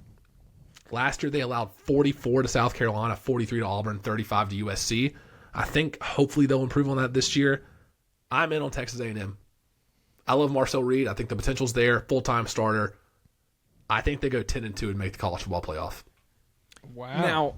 Now I do want to preface what I said about us being in lockstep. They're not my underrated team, but I do love Texas A&M this year. And I'm a sucker for the continuity. You return 7 offensive starters. You return 8 defensive starters.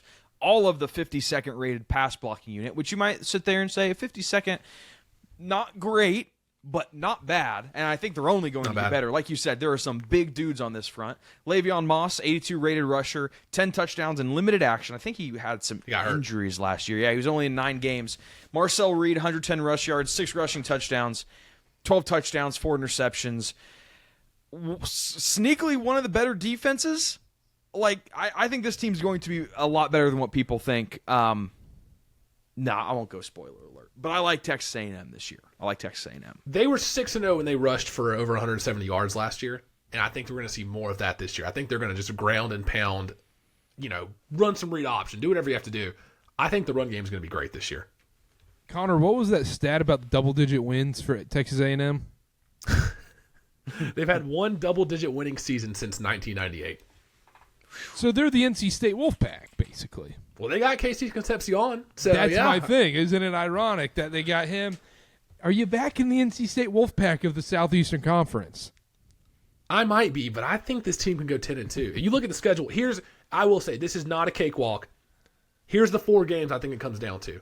At Notre Dame, at LSU, at Missouri, at Texas. Those are 4 So they win tough every road game games. at home? You win 3 of 4 of those during the college football playoff. I think I think you're discounting Florida. I think you're discounting. Okay. I'm in on A&M. That's my sleeper. I think they make the college football playoff this year. Wow. My thing I think with they're going to A&M, be good. I think they're going to be solid. I think they're going to be 9-3, and I think we're going to be. I think they are the perfect team. It's going to be them and LSU competing for final spots in the college football playoff. They're going to go 9-3, and we're going to be sitting there like, "Well, A&M did this." They're going to be the argument. Mike Elko, I think that's one thing we haven't touched on here. Is Mike Elko? I was going to leave it for you, Karter. I mean, we have freaking Jimbo. That was a disaster. I love Mike Elko. I think he's a phenomenal coach. Texas A&M obviously has unlimited money to recruit with. Look, I don't necessarily – I know you read off a lot of positive stats about Marcel Reed. I'm not the biggest Marcel Reed fan because I think when it comes down to it and it's a close game and you need Marcel Reed to drive you down the field and win you a game, I'm not super confident in that fact. And him throwing the ball. Yes, but maybe that doesn't need to happen that much this season if they can run the ball down people's throats and play the time of possession game. That's what they're going to have to do, and I think they can with that backfield. I mean, Le'Veon Moss and Mari Daniels, they're good. I love Casey Concepcion. I kind of agree. I think they go 9-3. Yeah, and you win at Notre Dame week 3. I think you're rolling. I think that needs to be a win for A&M if they want to. We be might in the need to playoff. just do a separate Notre Dame preview just for the YouTube channel because I think we need to talk about Notre Dame too at some point because they're pretty high on this AP poll. They're real high. I hate to say it, Notre Dame fans are going to come at me, but if you don't commit to a conference, you're getting lumped into the Power 5 or the Group of 5 preview. sorry about it. Join a conference. We're going to go Notre Dame and then Toledo. And then Northern Illinois. Akron, yeah. All right, Texas A&M, Connor, sleeper underrated, has them going to the college football playoff. Dylan, I know where you're going here. Do you know where I'm going? Let me give a little. I absolutely know where you're going. Let me give a little preface before I ask you where I'm going. So, for the avid listeners of the show, the committed listeners that have been listening for 2+ years, I was high on this team 2 years ago. Oh, yeah, it's them. And then last year, everybody saw that I was high on this team, and everybody started getting high on this team last year. And I said, nope, when they zig, we're going to zag. And this year, we're back on them. Who is it, Karter? It's the Missouri Tigers. It is the Missouri Tigers. Oh my gosh, we were high on this team 2 years ago. I was a Brady Cook truther till the day I die, but then everybody got on them last year, and I was like, wait a second, we got a 9.5, whatever win total. They were fraudulent last year, Dylan. They were pretty fraudulent last year. If I was trading the Missouri Tigers like they were a stock, I would have infinite money because I bought at the right time, I sold at the right time, and I'm buying again. This is a team scored 29 points last year, 28.9 to be exact. Allowed 20.4. Returning players, your left guard, your center comes back. You got some receiving options that I'm not too thrilled about. What I am thrilled about, and when you sent this text before we recorded, this jarred me to my core because I didn't know there was a competition going on. I thought it was Bo Perbola's job to I think he'll start week 1, but it's not. They have not announced it yet. Well, I love this guy. I mean, he's like a Brady Cook. If you got Brady Cook and you illegally cloned him, that's who Bo Perbula is. And I'm probably saying the name wrong. What we an about? Pribula. What are we an over there, Karter? You can't just and not back it up. He's a rushing quarterback. Brady Cook wasn't running all over the field. I mean, Pribula would come in for Penn State and just run packages. Dink and dunk. No, that's fair, but we're going to see him. He's a Service Academy quarterback. He could be a treat. I don't know about that. He's going to be able to throw the ball. Let's pump the brakes there. To who? Who's he throwing the ball to? Luther Burden's not there to catch him. He's going to be throwing the ball to Kevin Coleman, 932 yards, 6 touchdowns at Mississippi State last year. The 24th rated receiver. So that's wide receivers or tight ends. 24th rated receiver last year in college football. That's who he's throwing the ball to. They were also losing every single game. They were 2-10 last year. And they had to throw the ball nonstop. Hey, I'm just So you want to use that to what? Counteract the aggregate stats, that's fine. But the rating is not an aggregate stat. The rating is not, and he was the 24th highest rated. Just saying, who was he catching passes from last year? You guess Wasn't it Martin Van Buren in that? Yeah, Mississippi State's quarterback was? Our boy MVB. Van Buren, that's president at one point. Or no, yeah, whatever his name is. I think it was. Something Van Buren. Defense, you get a couple pieces here. Josiah Trotter, 81, rated run defense, good tackler. You get a free safety transfer, Damon Wilson, third rated overall transfer in the transfer portal this year. 36 rated defense last season, returning 8 of the starters. You get good transfers. The defense is going to be solid. I think Bo Pribula is going to shine, and Eli Drinkwitz is going to get this team right. Let's look at the schedule, because the schedule, very easy for an SEC schedule. Central Arkansas. Huh? Yeah, I was going to say, you avoid LSU, you avoid Georgia, and you avoid Texas.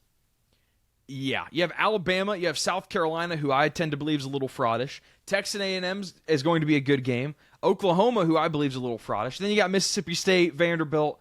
Very easy schedule here. Arkansas, Auburn, you get, yeah. You worried about the rivalry game week 2? Is that a rivalry game? Oh, that's a big rivalry game. That's a rivalry game? Kansas, Missouri, it's a big one of the sneakiest rivalries we have in the sport.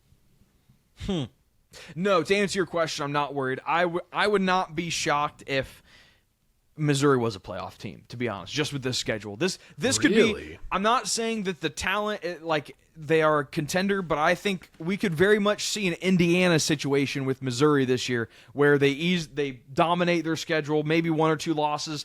I see Alabama, maybe Texas A&M, and – the same conversations we were having with Indiana last year. Oh, are they legit? Are they a product of their schedule? We're having the same conversations with Missouri. I love this Missouri team this year. Love it. It's sneaky. 40-1, 60-1 to win the SEC. I will be betting that. 75-1. 75-1 right now. I will be betting that. 6.5 win total. Isn't Bo Pribula the one that quit on Penn State to hit the portal before the playoff? That was unfair. That was unfair. A little spin there. Come on now. I don't know if that's the type of guy I want on my team, Dylan. That's all I would say. We're not doing any MSNBC crap here. We need the full content. That's a flaw with college football. You know what's funny, Dylan? What? Everybody, you know how you're like, oh, well, I sold my Missouri stock and everything. Mm-hmm. Still went 10-3. Yeah, but it didn't feel the same. What was their best win last year? What was their best win? Boston College, Vandy in double overtime. Who they beat last year? Come on, Boston College. Yeah, let's go through this real quick. We got Karter, time. I'm not kidding. It's Boston College or it's Vandy in double overtime. Name me a better win. I think it's Vandy in double OT. Yeah. Cause, I mean, that Boston College game was disgustingly bad. It was like a 17-point spread. We were all over Boston College too. Yes, I think we all took the money line too, and I'm pretty sure we got boned out of that one off a defensive touchdown. But anyhow, never forget. You go first, Karter. I'm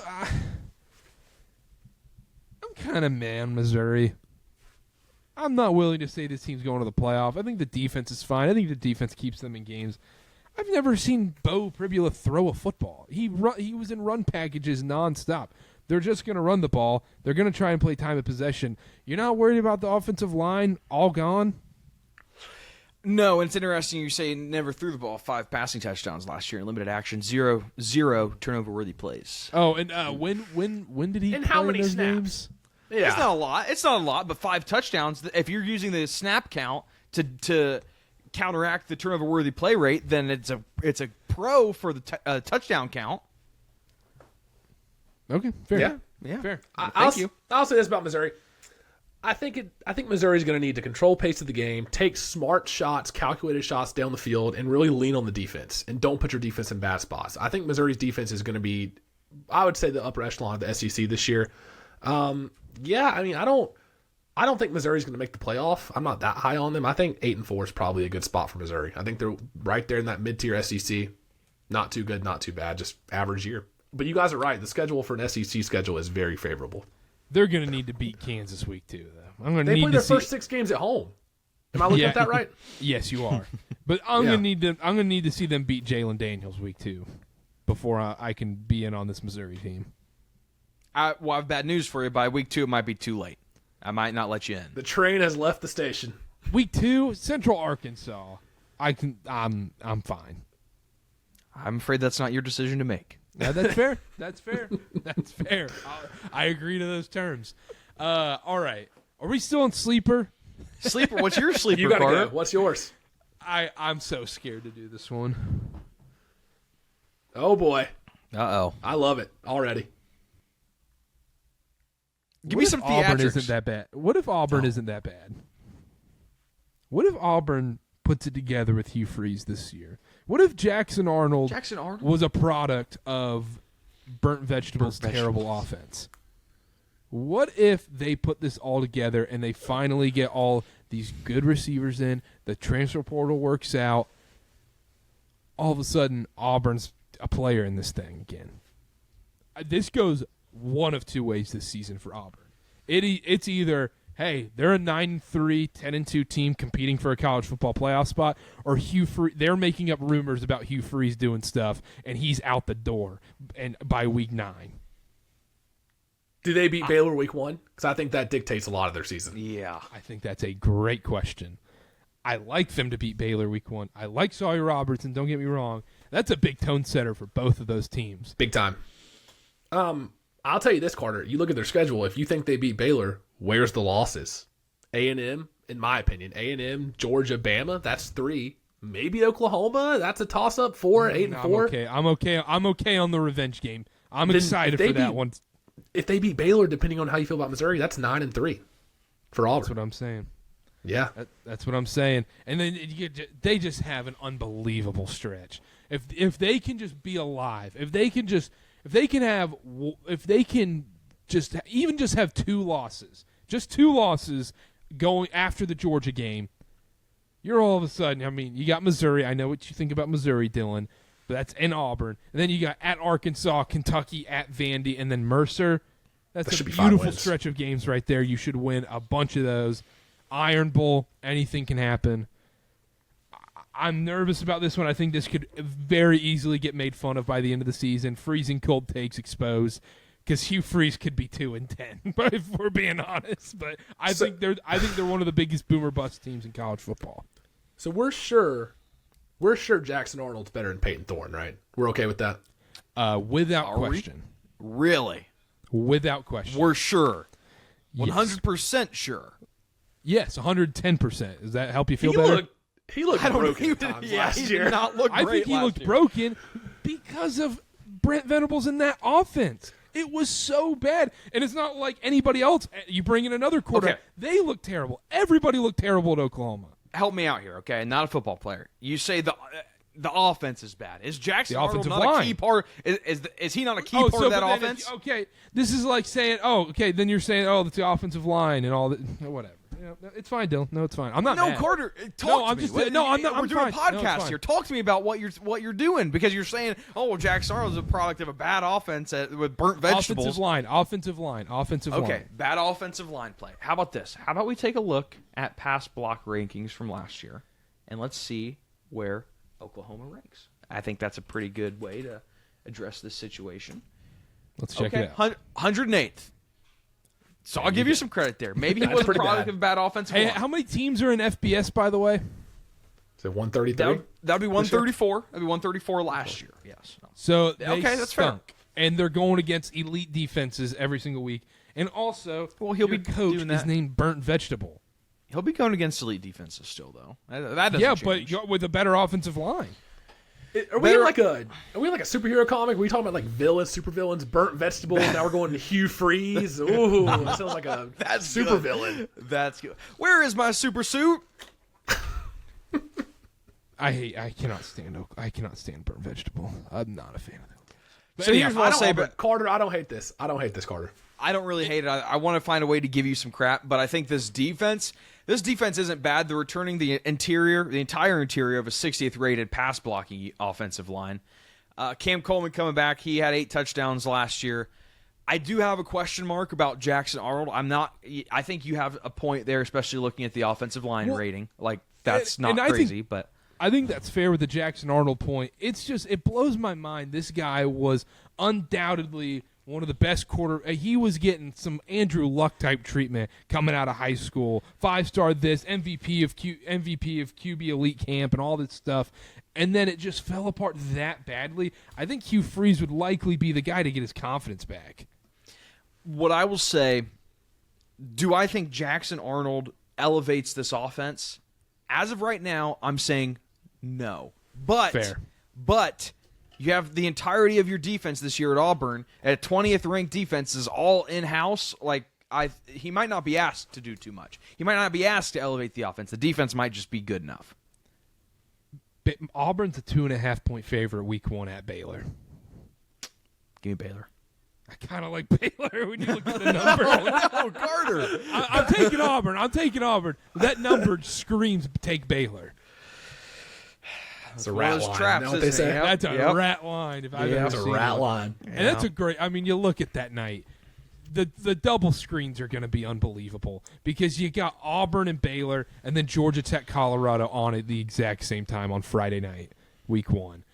UNLV, Sam Houston State too. Shout out UNLV. Good game. Shout 2 mentions on this podcast. Orgy. I don't think he'll be starting. Run packages. Get some packages in there.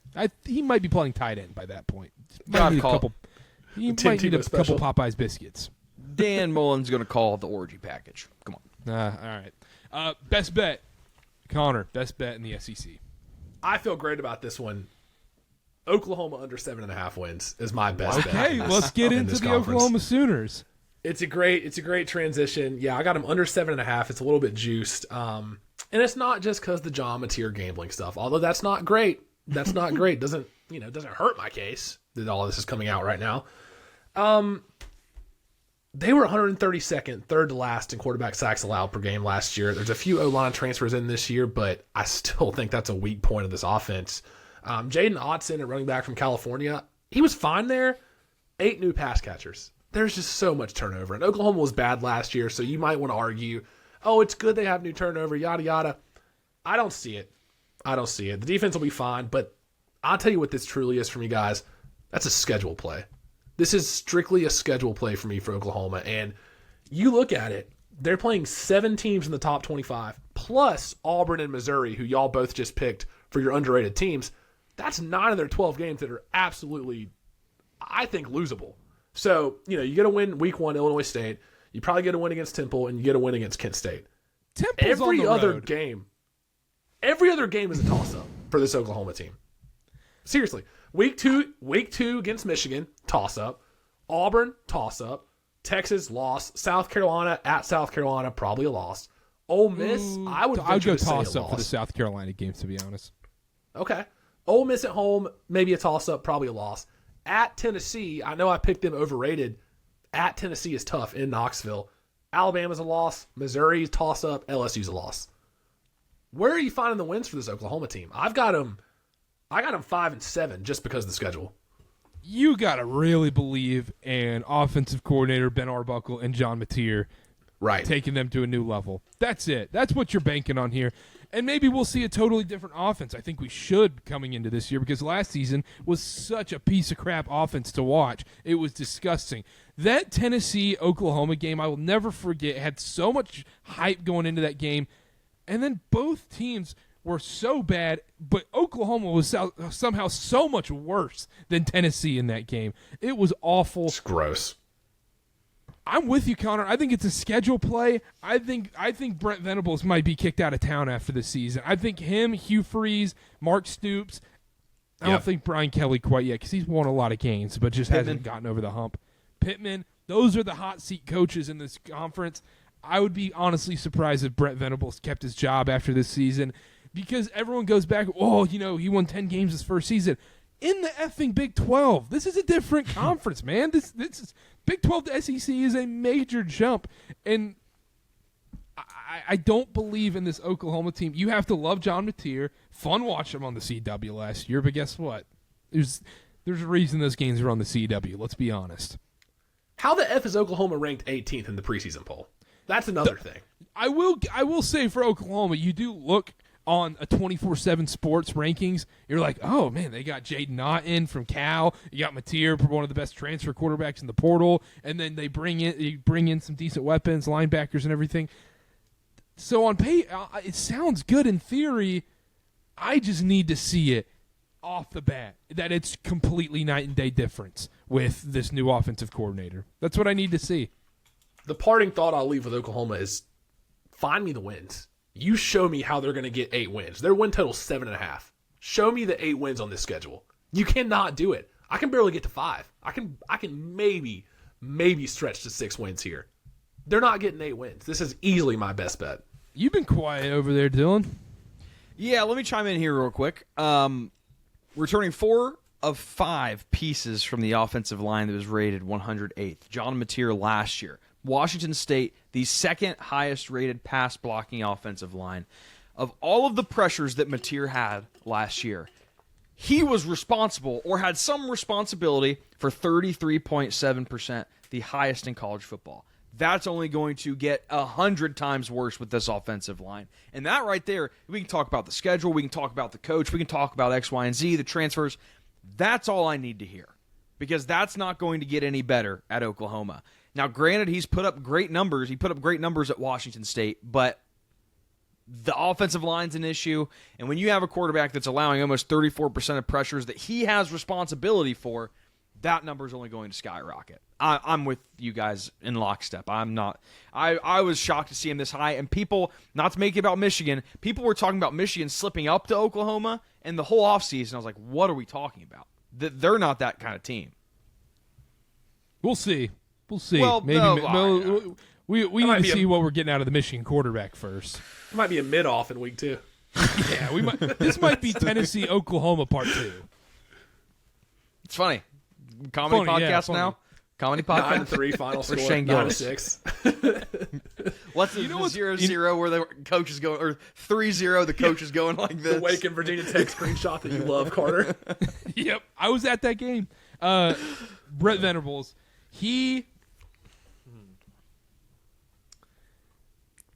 does he scream defensive coordinator to you? He's a classic coordinator, not head coach guy to me. Where, though? In a big time school, or? No, I just think he is an elite coordinator, not a head coach. I think that's going to become the narrative about him with his career.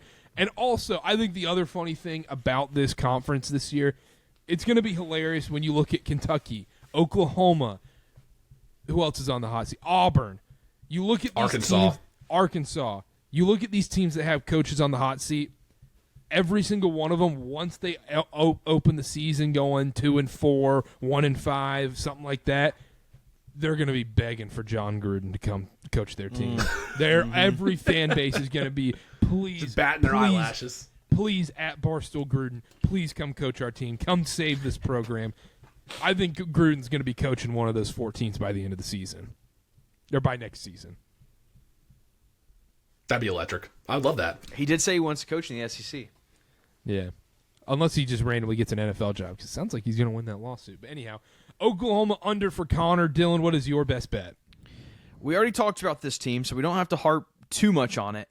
I am going Texas A&M over 7.5 wins. This Texas A&M team, and I'm doing this because I don't want to double dip on Missouri, but looking at this schedule, my personal takes on some of these teams where they could trip up, I don't think they're going to have a problem with Florida. I think they beat LSU. I think they beat South Carolina. So, Missouri is an interesting sandwich spot between LSU and South Carolina. You probably lose to Texas, but I think the only loss that I'm saying has greater than an 85% chance of happening is Texas. Texas, yeah. And I agree with you. 7.5 wins, they could lose 3 more of those games and still be okay. Beat Notre Dame week 3. Yes. And I think they'll win that one too. So I love Texas A&M this year for all the reasons we already discussed. Lots of continuity. Offensive line is going to be good. Marcel Reed gives you a very high ceiling. It might give you a bit of a lower floor, but I think that other areas of this team are going to be good enough to make up for that, if that's the case with Marcel Reed. I'll be quick on my best bet here. It's Texas over 9.5 wins. Ugh. Don't overthink it. Yeah. Don't overthink it, Dylan. Texas is winning 10 games at least. This team could really go undefeated, for being honest. And then you bold. just play. That's you bold just of you, play Karter. That's You're scary. going to play that clip halftime. bold. Ohio State's up 20-10, and you're going to say, "Oh, they could go undefeated." No, I'm gonna play the clip of you saying the number 1 rated team could go undefeated. Yeah, I'm taking them over 9.5 wins. Don't overthink it. Don't overthink it. Don't overthink it. Excuse me. Winner, I have Texas. Dylan.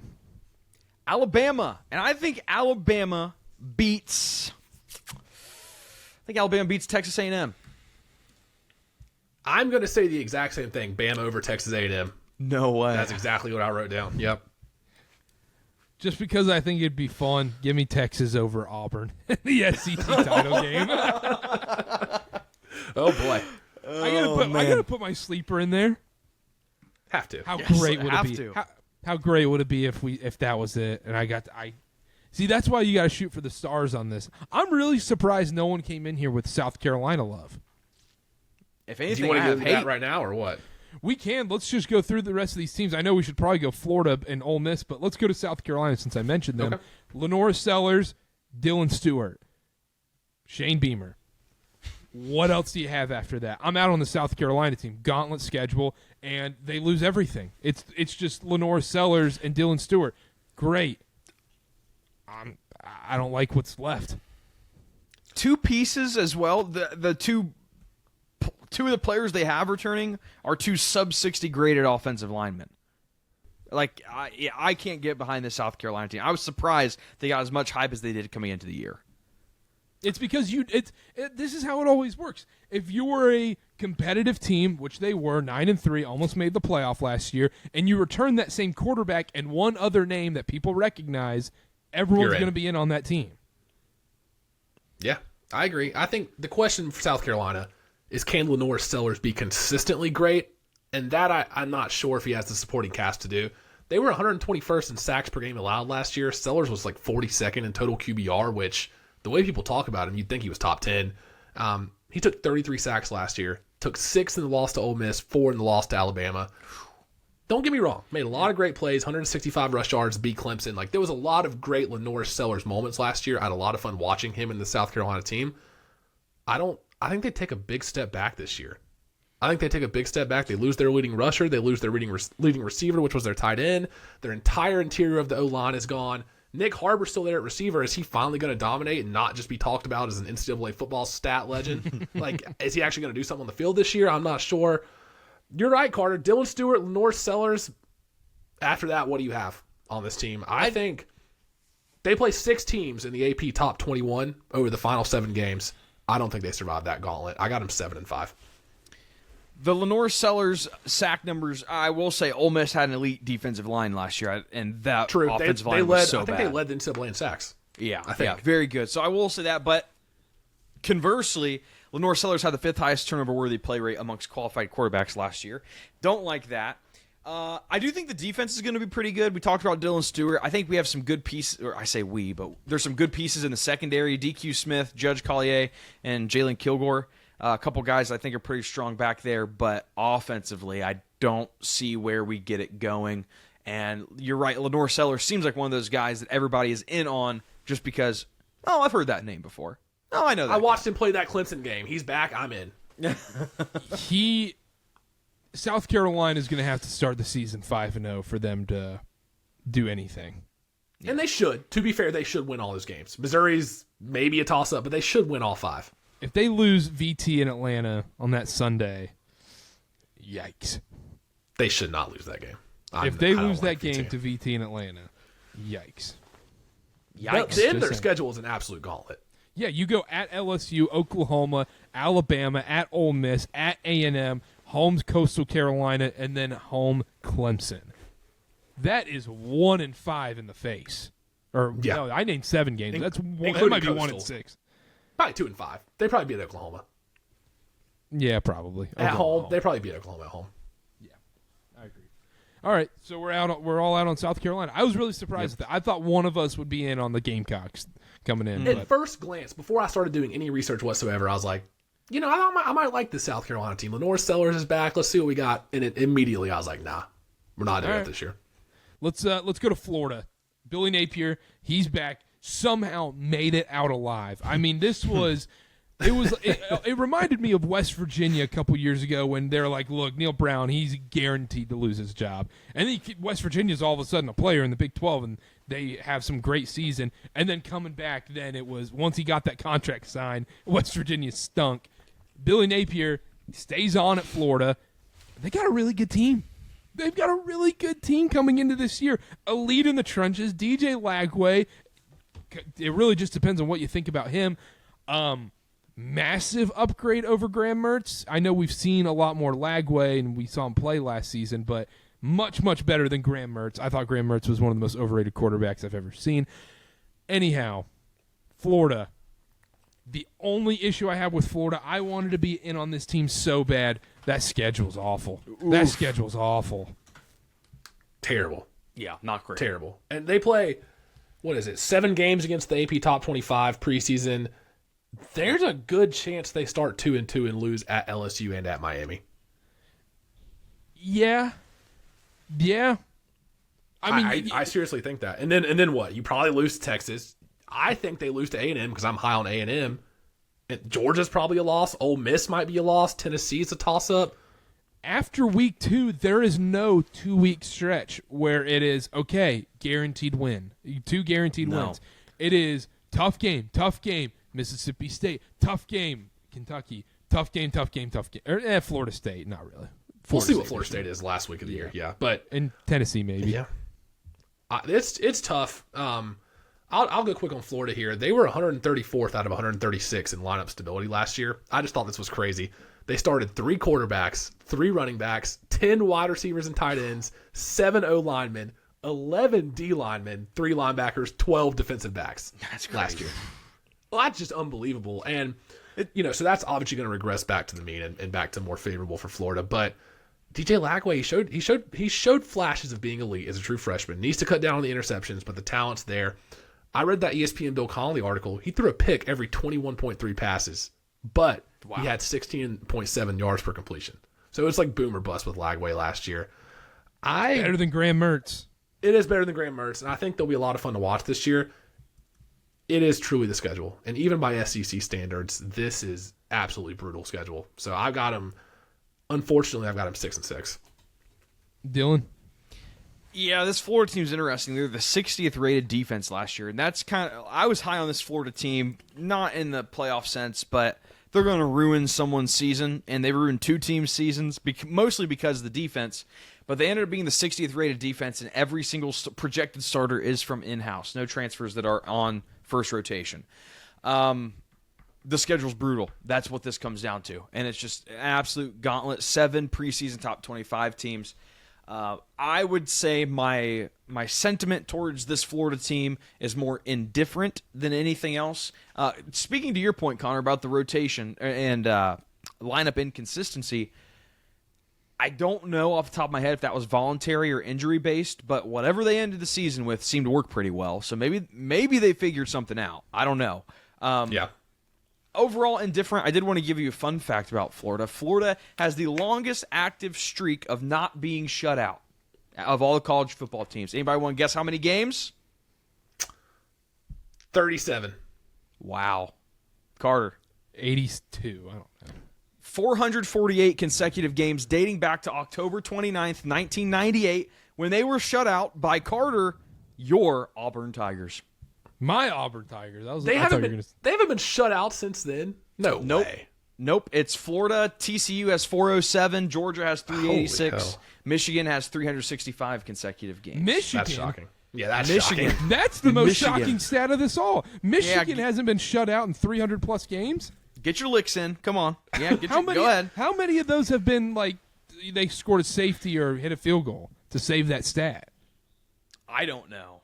It's got to be quite a bit. I mean, I'm not even trying to joke here. Michigan's the Brady Hoke era. Sorry. So this is most consecutive games without being shut out. Michigan's was 84 to 2014. So Michigan's is not active. Okay, I was about but to TCU and Georgia's is. I see. Okay. I was going to say. I was going to say, the Brady Hoke days were pretty rough. I don't want to talk about them. Yeah, this Florida team, like at the end of the season, like you mentioned, Dylan, it came back together and they became a playoff killer with LSU and Ole Miss. But that schedule's rough. If you told me Florida's in the college football playoff this year and DJ Lagway figured it out and cut down on the turnovers, I honestly wouldn't tell you no. I wouldn't be surprised. If Florida's in the college football playoff, then DJ Lagway's winning the Heisman Trophy. If they're in the playoff, he's going to be the Heisman Trophy winner. Yeah.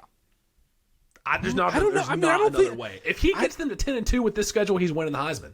I just don't think this defense and O-line's that bad. I think they're a pretty good team. Defense won't be bad. I'll agree with you there. Defense won't be bad.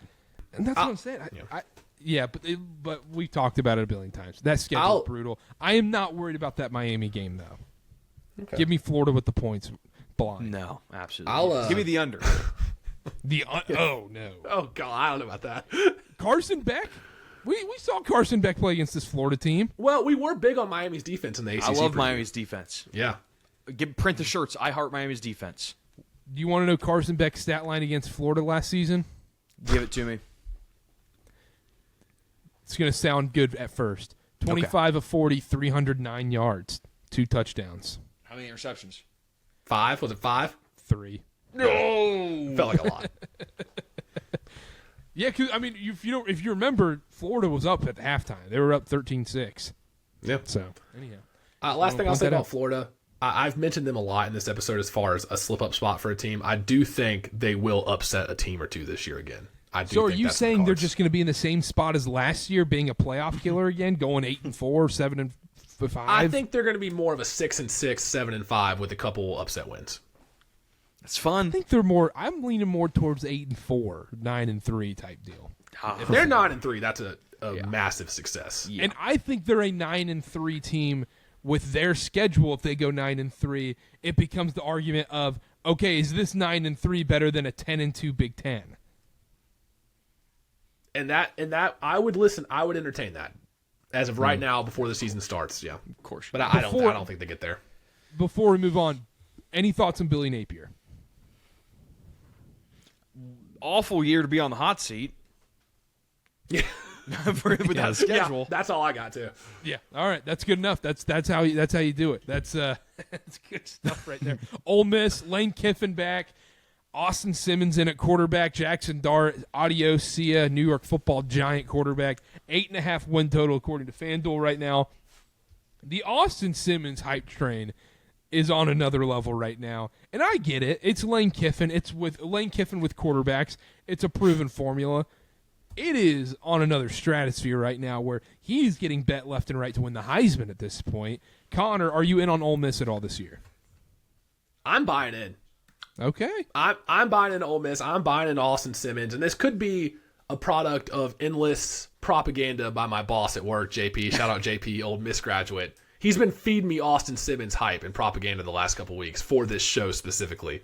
So the more I've looked into it, look, 19-year-old college graduate. He has his bachelor degree before he makes a start in college. So that's pretty impressive. Plays baseball. According to New York Times, he's been training with NFL players since the age of 12. See, I'm just feeding the hype train right now. I'm just feeding the Heisman bets right now. Time out. How does that interaction go where you're like say like Joe 12-year-old? Flacco. Yeah, I was about to say Joe Flacco's going to a field. He's like getting some work in. He's like calls up a 12-year-old Austin Simmons, says, "Hey man, come train with me." Like how does that go? Wasn't his dad a coach somewhere? It's probably something to do with that. That's what it has to be that. But I'm just saying, like, the thought of that is hilarious. Are we sure that this isn't some, like, workaround? Like, I bought a baseball workout book that was written by David Wright when I was 10, and I worked out from it. Did I work out with David Wright? Yeah, that's a great point. It's like, I watch Mark Price YouTube videos on how to work on my jump shot. Mark Price and I are best buds. We worked out all the time. Did you and this Price guy work out together? I mean, that maybe kinda. Who is the source again for that? New York Times. New York Times. Yeah. Yeah, I think there's some nefarious business with that headline. I have another analogy, but let's move on. I'll get canceled for it. I'll tell you. There was just a lot of talk. I was reading an article that. So he plays baseball for Ole Miss as well, and apparently he came in against Georgia and preserved a lead, yada yada, and basically he was like. I just went out there and dominated. What was the quote? He said, "I just know I'm made for it." I'm in. I'm in. If you're talking that much shit before you start a game in college football, I'm in. Automatically in. Are you in on Thomas Castellanos saying we ain't scared of Bama? No, because I've already been in on Castellanos. Pause. I've already been in on Castellanos once before on this Karter Cast show, and I will not make that mistake again. I have not been burned by Austin Simmons, so I'm buying it. Mistake. He's benched by the end of the year. Well, all of our bets cashed. Yeah. Okay, Boston College, valid. Bill O'Brien. Legend. On a serious People note, will talk for years about the 2024 Boston College Eagles. They will. Caw. They will. On a serious note, I like their transfer to the skill positions. Harrison Wallace is in from Penn State. He had 45 catches for 720 yards last year. Deshaun Stribling's also in 50 catches, 900 yards almost last year from Oklahoma State. Logan Diggs from LSU was hurt last year, but he transferred in 2 years ago. He's ready to go again this year. The problem with this Ole Miss team, from what my research and what I've been told, is the offensive line. I think Austin Simmons might have to run for his life a little bit this year. He's going to have to grow up quick. So you look at Ole Miss's schedule. You start off with a couple, I would say probably 4-0, depending on how you feel about Tulane. I think Georgia State, Kentucky, Arkansas, and Tulane should be 4-0. Yeah, that should be 4-0, so he'll have some time to, I would say, adjust to the college game. And yeah, I'm buying in on Austin Simmons. The defense, I'll touch on it real quick. Only 4 of 18 players on this defense are coming back that had 200 snaps last year, so the turnover worries me a little bit. The secondary's all transfers. There's 6 new guys in the secondary. But I'm going to trust that front seven. It was number 1 in NCAA in sacks and tackles for loss last year. I'm going to trust that program, people coming through that program and that mantra that was set. So I like Ole Miss this year. I think they're going to be 9-3, and I can see them pulling off a win against Georgia. I'm a little worried about the returning production on this team. They're losing a lot. They're losing a lot on this team, especially on the defense, which the defense wasn't that bad last season. It was very good. The line was very good. That's what I'm saying, and they lose everyone.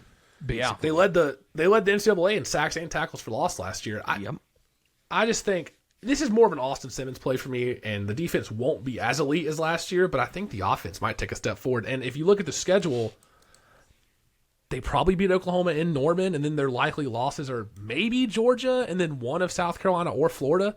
They get LSU? South Carolina, Florida, and LSU at home. They get all 3 of those at home. I think this season, I think every Ole Miss fan probably believes this too. You're looking at Week 5. You're looking at the LSU Ole Miss game in Oxford and going, all right, that's the season right there. And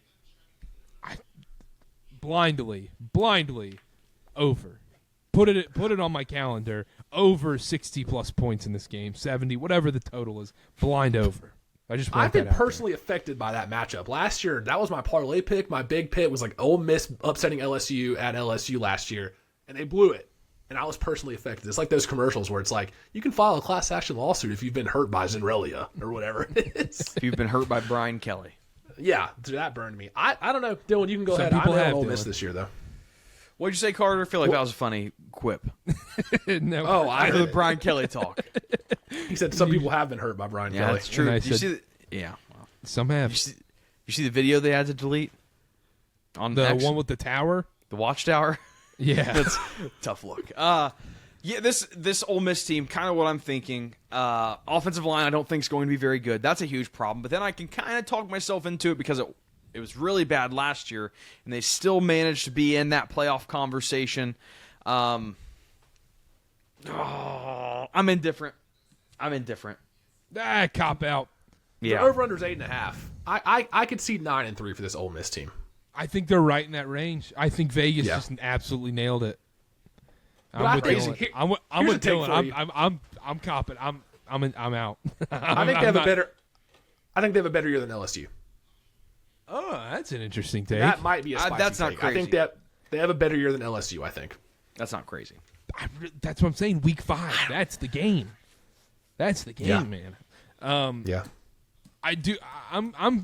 It's Lane Kiffin with quarterbacks, man. How high can you go? And I think Jackson Dart was a little disappointing in my mind last season. I was expecting a lot out of him to take a huge jump. Just some boneheaded decisions at times in big games, and then played down to competition time and time again. It's Florida especially. Losing a lot. I'll go 8-4. They should have been in the playoff last year. They should have been in the playoff last year. No question about it. There's without no a doubt excuses that team shouldn't have gone to the playoff. And I know some people personally lost a little bit of capital on that, betting them to make the playoff, and they did not. I could honestly see it being a thing of we see 3 years from now where Ole Miss fans are going, wow, that was our chance. That was our legit chance to make the playoff that year if things go south. But Austin Simmons, a lot of hype. Everyone's in on him. I get it. Let's go. All right, let's quickly move through these teams. This conference is just massive, and there's so many teams to talk about. Missouri, we already talked about. We are officially at the bottom of this conference, and I think there is a clear bottom four here. Arkansas, Sam Pittman, Taylon Green running the show again. Went to Arkansas versus Texas last year. Was kind of underwhelmed, to be honest. I thought the campus was cool, the stadium kind of cool, the environment kind of meh. I don't think Sam Pittman makes it another year. The 6-6 just keep you going. Is he just going to be the Jeff Fisher of college football? Yeah. I mean, that's not crazy. And this Arkansas team, I think you have a bright spot with Taylon Green. Like, a fun quarterback to watch. I think the ceiling's there. You have the similar situation as you have with Mateer. 25% of his QB pressures on Taylon Green, he had responsibility in. That's the highest rating amongst SEC quarterbacks last year. Don't love that. One of the better run defenses in the nation. They were 93.4 rated, which was 6th. However, awful in coverage. They did try to address that in the portal, so it may get better. I guess it can't get much worse. Kind of copping out again. This is a team. They might ruin somebody's season. They might take one of those teams down in a random week. Taylon Green is that kind of quarterback that if he has a ceiling, if he has a spike week, I think they can. Interested to see how the defense plays out, though. Taylon Green's fun. He had 3,000 pass yards last year, over 800 non-sack rush yards. He takes too many sacks, makes reckless plays, but he's always a big play threat. It's kind of a give and take, boom or bust. Skill positions are brand new. Defense, only 6 of 18 players are back with 200 or more snaps. I just think there's a lot of turnover here. Schedule's tough by SEC standards, I would say. Their win total's, 5.5? I got them easily under that. I've got them 4-8 this year. And shout out Jalen Rayner, quarterback at Arkansas State from East Forsyth. I think they lose to Arkansas State week 2. So give me 4-8 for Arkansas this year. I love it. I'm in on it. 4-8 Arkansas. Sign me up. You look at, and you say the non-conference too at this point. SEC's tough in itself. We all know that. You still got to play Notre Dame and at Memphis. That's no walk in the park right there. And Arkansas State, like you're saying, Alabama A&M should be no problem. But schedule's tough. I think it's just Sam Pittman in this program. It's just extremely, extremely stale at the moment, and I think that changes after this season. Woo pig suey, I guess. Yeah, that's what they're saying. Kentucky, Mark Stoops, Zach Calzada. Yuck. This is the worst team in the SEC. The worst? Really? Yes. I don't know if I'd say that. Calzada, almost 4,000 yards, 35 touchdowns at Incarnate Word last year. You're not buying into that? This is his 7th year playing college football. Can you the other Incarnate Word popular alumni? Who? Cam Ward. Oh yeah, that's a pipeline. Yeah, he did come from there. We're establishing a pipeline now. Well. Calzada went from the SEC to Incarnate Word, and now he's back. Yeah. He was not. It wasn't up. It was up, down. He was Back riding up, rides though. of Carowinds. He was riding Fury. He was at the top, and it just down. But Maybe now, he goes right back when we're up. looking from it, it's only up. Well, what's the spread? What's the spread? Kentucky versus Incarnate Word. It's not that far off. With Calzada. That's true. Yeah, that's fair. That's fair. I do think it's funny that Kentucky, both their football and basketball coaches are named Mark Poop. That's pretty good. I don't think it'll be that way for much longer, though. I think Mark Stoops is gone after this year, if not midseason. And I think John Sumrall comes in from Tulane. He played linebacker there. What about John Gruden? It's just going to be the battle of the Johns. I'm betting John Sumrall. That was a name that Carolina had a lot before Belichick got hired, was John Sumrall. I think he's itching for a bigger job. Yeah, he was with the whole Carolina thing. He thought he was offended Carolina didn't give him the job over Belichick. Yeah, I think he'll be the Kentucky coach next year. I'm going to venture out on that limb. Yeah, I just don't see it for Kentucky in any way. No. there's nothing on this roster where you're pumped Really? up about. Nothing?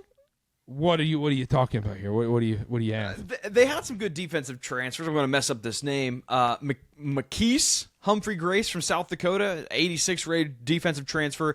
Great run defender. Great at tackling. I understand incorrect word, Kentucky, whatever, but he did put up pretty good stats. I don't think this is going to be. I don't think they're the worst team, and I don't think they're the worst team. 5 wins. They're probably second to worst team. Yeah, that maybe I'll give you. Yeah. I'm going to go maybe 4-8. I think more 3-9. I think this is a down year for Kentucky. With me? Oh. I want this out there right now.